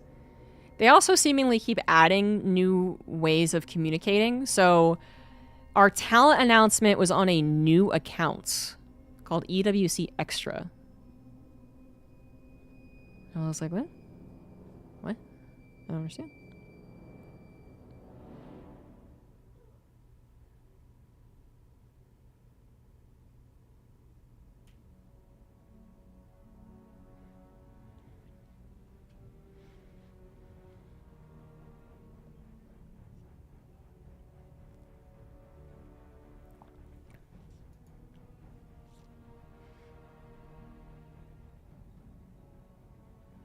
To reflect part of the venue they were showing the game from. Really? STC Arena?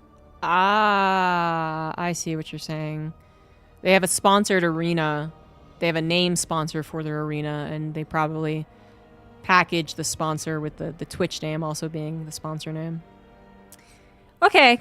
Actually, I do get that, but that's still probably the worst way to do it. One, I don't know how valuable that is to a sponsor to have the Twitch name. Because I think I know what STC is because it's sponsored other events before. But a lot of people wouldn't know what STC is. I don't know. But you're still changing the name every single time, which reduces the viewership, which reduces the sponsor's interest. Right? So, I don't know about that one.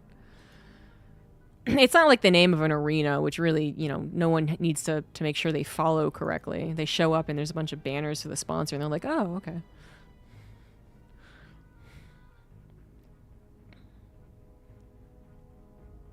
StarCraft 2 is more simple to watch. I would argue the community has never thought StarCraft 2 was simple to watch, actually. I mean, that might be the way that you did, which is great. And that sounds very nice. GSL, then EU, then NA.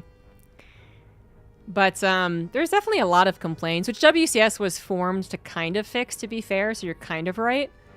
Which is that there's way too many tournaments and they weren't organized. And they weren't, like, a part of anything. Even then, there was a lot of complaints that WCS went on way too much. And I remember we were at a summit once where they threatened us. They didn't actually threaten us, but it sounded like a threat when they were like, we're planning on having WCS 6 days of the week. And everyone was like, whoa, this was just an idea they had. They obviously didn't go through with it. But I remember this so well because this was back when I was on Base Raid TV. And they say this, and immediately Rifkin and I look at each other and we're like, what the fuck? Like, when are we going to host events? What? And we actually brought up, you know, we were like, you know, excuse me, but that means that there's not going to be any community events. And I remember In Control was kind of a dick. Yeah, like he is. Like, we discussed yesterday, I think. Which is just, he says things or whatever, and he, you know, in ways that aren't maybe great initially. But he kind of did, like, one of these, like, and he was like, sorry, but, you know, why would we give up this opportunity just to appeal to a couple of community organizers? And I remember I wanted to so badly argue with him, but it was like this kind of like Q&A part of it, so it wasn't really a open round table discussion.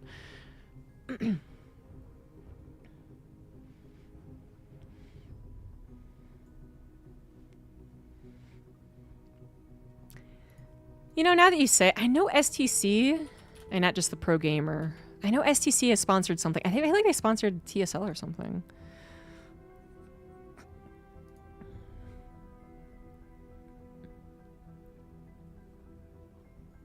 Professional Securities Licensing? Is that what it is? I don't know. There's actually quite a few that use that acronym.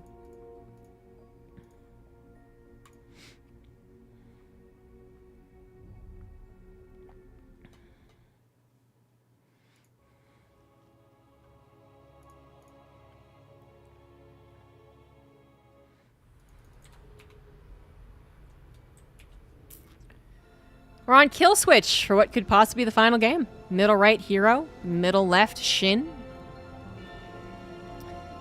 Shin, dominating so far.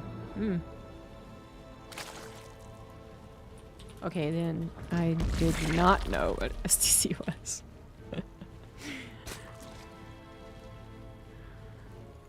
That didn't even pop up on the Google search. But you're probably right, because a lot of the sponsors for EWC are just all Saudi companies.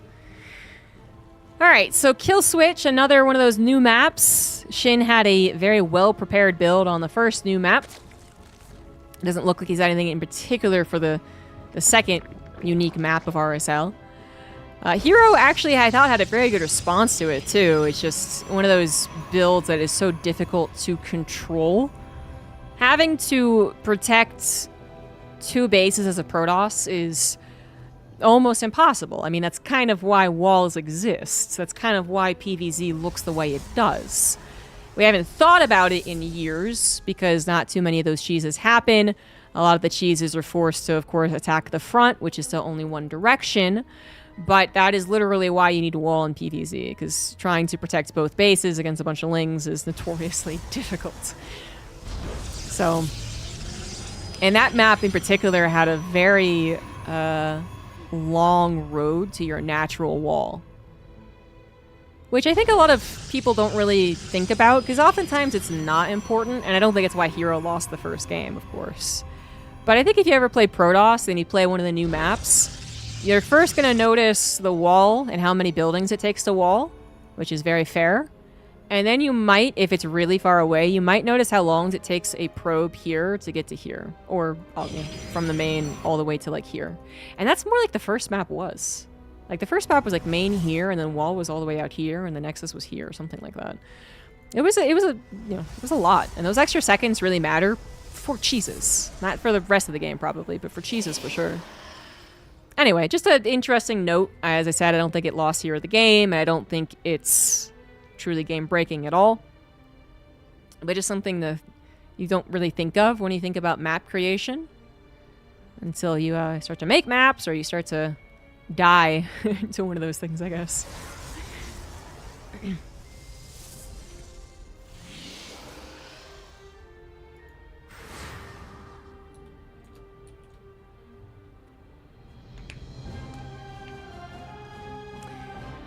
Pretty solid openers for both players now.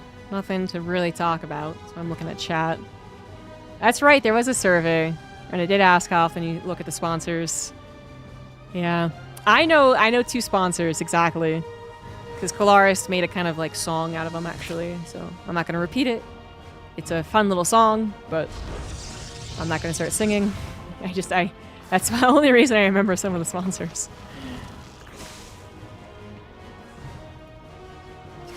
But that's pretty much true for most things, I guess. Unless I've had to have the sponsor shoutouts. In which case, obviously, I know Monster and Red Bull. But do you guys remember we were sponsored by Norton Antivirus? I only know that because they paid me.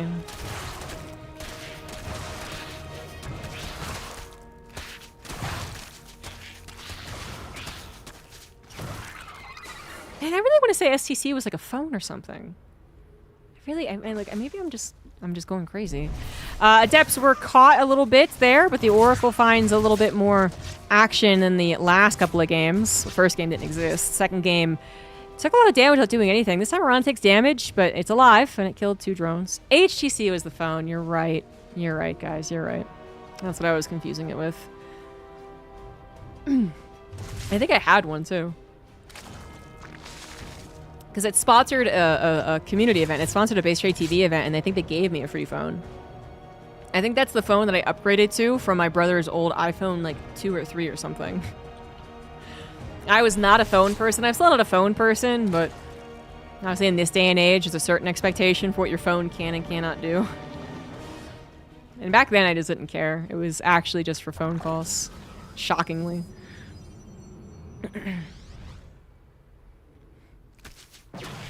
Everyone should remember January Green Wings. They were great. I loved when a heiress just loved StarCraft and a couple of pro gamers and gave us a lot of money for those reasons. We need more of that in our life, honestly. I guess she fell out of love. Or her favorite pro game. Holy shit, that's 4 oracles. This is a 4 oracle build. There's a 5th oracle on the way, too. My goodness. Shin, definitely not going to scout that. Oracles. All of them. So many. Find 1 queen right off the bat. Spore Crawler is available here. 1 oracle might go down to the queens itself. It does. This 5th oracle is probably going to be used to defend this base. Shield Battery and Stalker are there, but not much else. The oracles that are on the offensive, I mean, they show themselves. They kill a couple of queens. But I don't know. That wasn't really the surprise factor that I think Hero was hoping for. They kill 3 queens. Excuse me. But I don't know. Then they have to disengage to protect the 3rd nexus, so this gives Shin time to replace those queens. Spore Crawler has to be targeted without anything else attacking it too. If you are planning to go after the Spore Crawler, it kind of has to be on its lonesome. I don't know. I don't know if that's really worth building all of those oracles. That was 5 oracles, a significant delay I would expect on the Twilight Council and the Forge. No Robo as of yet. A lot of gateways now going down. And it only killed 2 drones. A lot of lings were made. I think Shin, immediately realized that this could get deadly, and he wanted to apply pressure on the other side of the map. And so he had to make lings to ensure that he would have them if he needed them, if he needed to get those oracles back home. So in that way, you did kind of kill drones. You stopped the drones from being created. 3 more drones going down to double oracles in the natural. The Spore Crawler just slightly off kilter. Roaches are being made at this point, though, and Shin is going to go aggressive, figuring that there must not be a lot of army on the ground with this much emphasis in the skies. The problem, I would say, is that 4 oracles with recharge available still isn't that bad of an army. Hero has also picked up on this. He doesn't like the looks of the drones, maybe. Maybe he saw all those lings and kind of concluded there must be roaches and ravagers. At this point, he has seen them as well. He saw no 4th base, and he is preparing for the defense. A lot of shield batteries, a cannon is done. And the oracles, again, like, they're pretty good, actually. This is a solid setup. It is a decent idea in theory for Shin. I'm just afraid that it's too sniffed out. That army supply difference isn't even that big. Blink is done. Corrosive Bile's not quite getting the heart of the Stalkers as Blink is available. Not this time, though. They do have to split, allowing for more surrounds. Lings are starting to dig into the Stalker counts, with more Stalkers being made. Oracles still having some energy, going after the Queen to devour out to the front lines. Stalkers Blink once again aggressively, realizing the Ling numbers have fallen. They try and hit those Ravagers. Shield batteries out of juice, though. Oracles are down, and Shin might just barely be pushing through. Imagine if he had managed to bring an Overlord for creep spread or something. Well, he has no lair, so I don't know about that. Oh, he does. Yeah, so what if he... I mean, if he had, these layer fuses would be huge. Oh, boy. The Stalker numbers suddenly appear, though, and this is not going to work for Shin. Hero, realizing 3rd base was not the place to reinforce, but it wasn't going to fall particularly quickly either. Started to reinforce the natural. Smart call, good call, and this will not snowball in Shin's favor. Hero with the hold, with the read. And we are not going to have a 3-0 here. Yeah, there was also a supply block right at the start. Because I guess that was the Overlord that he meant to use for creep spread. Shin's pretty dead, so you know, we're just going to spoil that.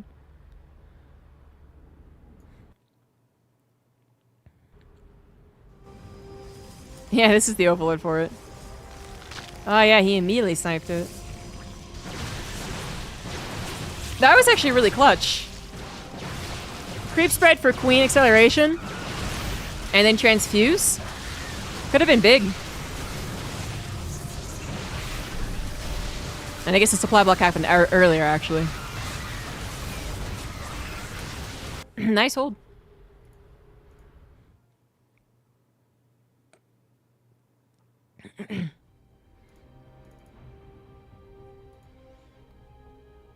Cat's in my seat. Yeah, now he's always going to bring a second Overlord. You fool, you fallen into a trap. Now I'll be even more prepared for EWC.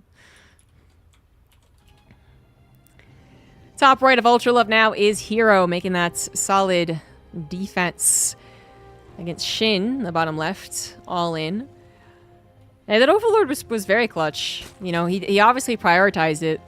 You know, sacrificing a certain number of Stalkers for it, really. He had to dive a bit deep. But I think it was worth it. I don't know if he actually loses if he doesn't kill the Overlord. Just because so much of Shin's killing potential was down. But, hey, it really would have been a lot more transfuses. The Oracles wouldn't have had nearly as long to hit Ravagers as they did.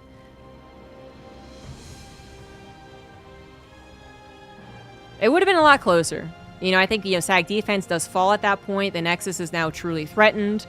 Hero does still decide to warp into the natural and probably still builds back up to like 12 or 15 Stalkers, but Shin would have had more Roaches and Ravagers and Queen survive, perhaps, and then Ling Floods to still control the game. I do think it was an integral part of that game and the way that it proceeded. But Hero also, obviously, like a good start to the defense, was figuring that one out. Not totally blindsided by Shin's aggression after the Oracles. You know, they didn't get the highlight. They didn't get to swoop in and kill 20 drones and go nana boo boo. But as I was trying to point out, they did kind of do indirect damage. And I think they did force Shin into an uncomfortable decision. But that's also a ploy that maybe Hero doesn't use again. Even though it technically worked, he did win the game. I don't know if it's really because of the fivicles that it was supposed to be. Just isn't as fun to say as foracles. Gotta move my 100-pound cat. Jesus.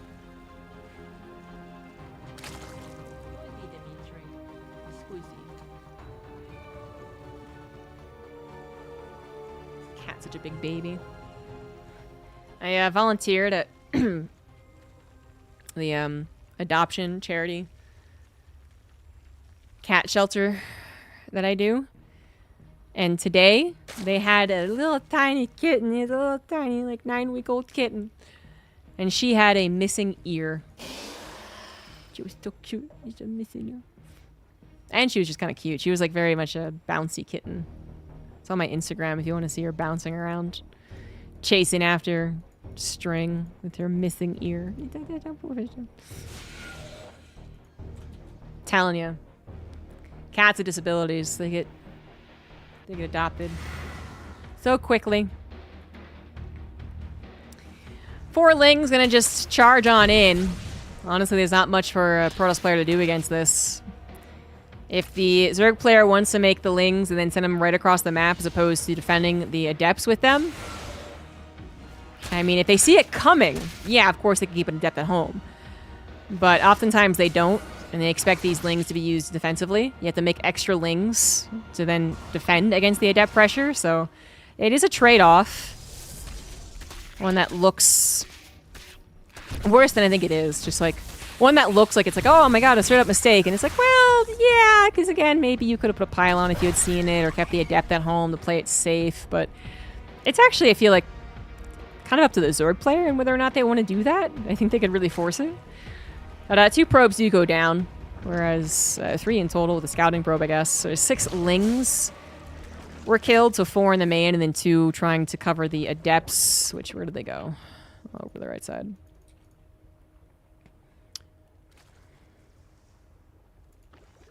First Oracle is coming in, but 2 Queens are prepared. The Spore Crawler perfectly timed. This time around, Hero is not going to be as aggressive with it. He's always lost full health so far in this series. Kind of swoops into the natural, doesn't see any drones to kill, and is going to try and help out in the main base, but too strong of a reaction. Queen Spore and Lings on the tail. And then actually, oh, it pairs up with the second Oracle. Hey! Switcheroo! I was also not looking at that, and Shin had his Queens chasing every which way. Hindsight 2020, I think the only way that Shin could have improved on that defense right there, he lost 6 drones, was if he had just not chased the Oracle into the natural with a Queen. I think he chased at least with 1 Queen, if not 2, and I think this is the 3rd one that just created. But that is a difficult, in the heat of the moment, thing to decide, especially when the Adepts are also shading, so you might think the Queens are needed to help out there too. Hey, Lings get into the natural in the main again, and this would be just straight up kind of something you're supposed to have a hold against. But Shin figured that was the Adepts, again, used to be aggressive, and he was right. Adepts are on the front line once again. I think they threatened the natural, decided to stay in the 3rd.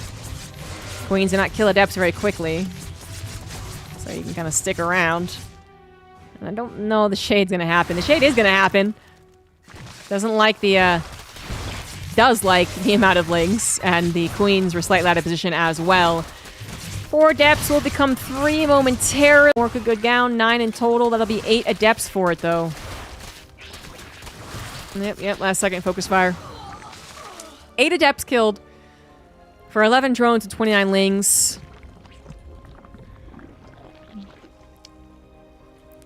Resources are close enough not to split hairs, I would say. It's more about the other factors we should look at and say, well, is that really worth it for who? And I guess I would say it is better for the Protoss.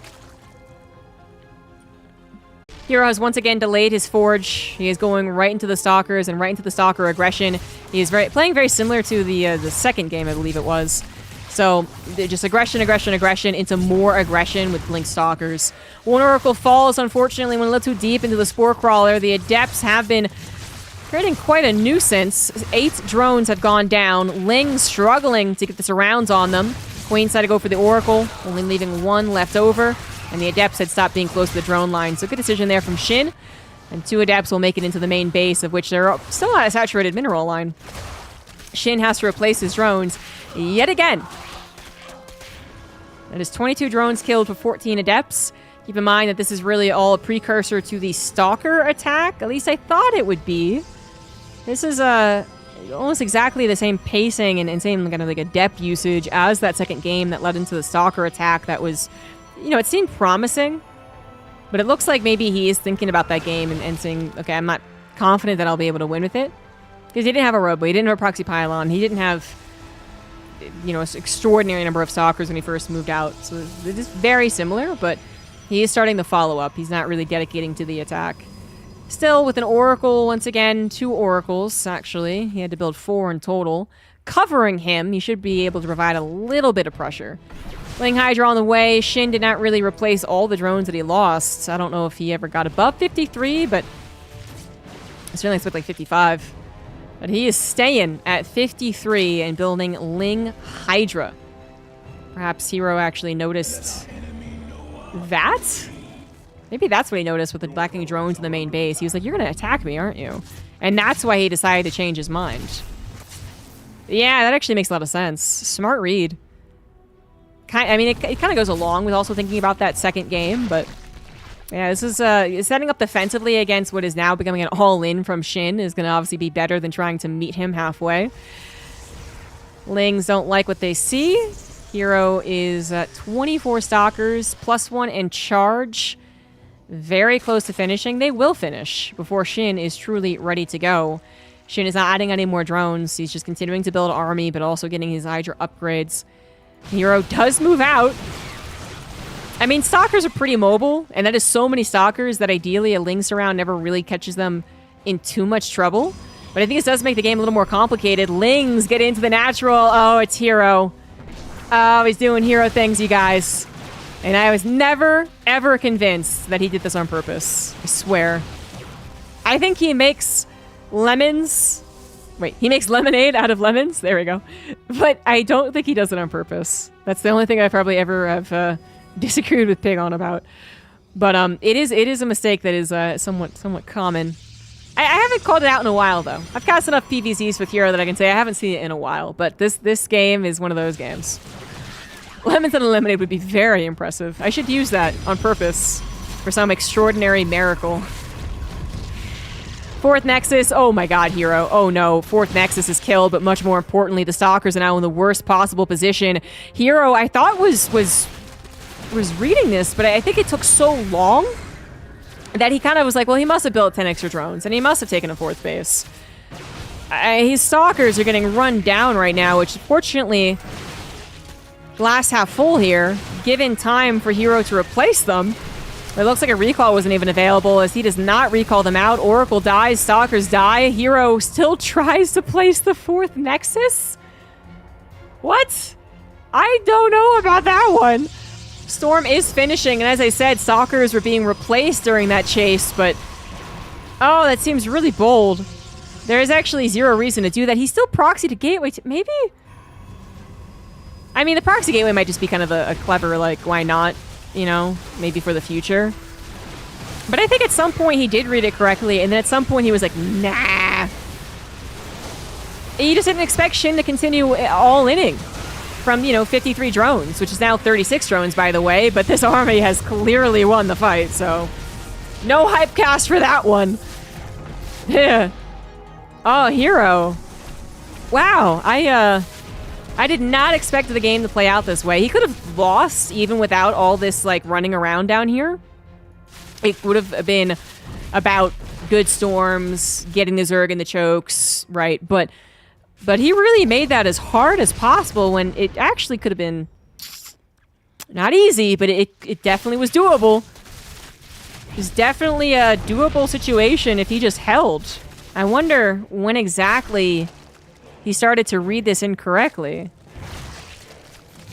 We do have the Zealots, you know, causing some trouble, but Shin eventually figured out, like, wow, you're really not going to bring them back? Okay. Started to hole up in the main base. Hydra's going to take them out with the help of drones. But this is hardly a base trade. Man, a couple of storms would be big right now. If he had 2 pocket storms, this actually would be very interesting. Because what if the Hydras did die on the ramp there, didn't kill the 3rd Nexus, and didn't kill all these Stalkers? Well, we'll never know. We'll never know, because that's not how it went down. Hero will lose game number 4 and the series. He's probably just smiling and shaking his head right now.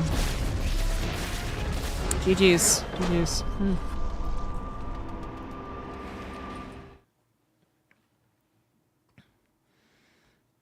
Well, that's it for the casting today, guys.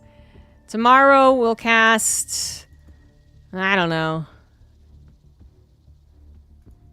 Let me look here. It's Hero versus Rainer. There's Shin Cure, Classic Clem. Shin Byun, Clem Rainer.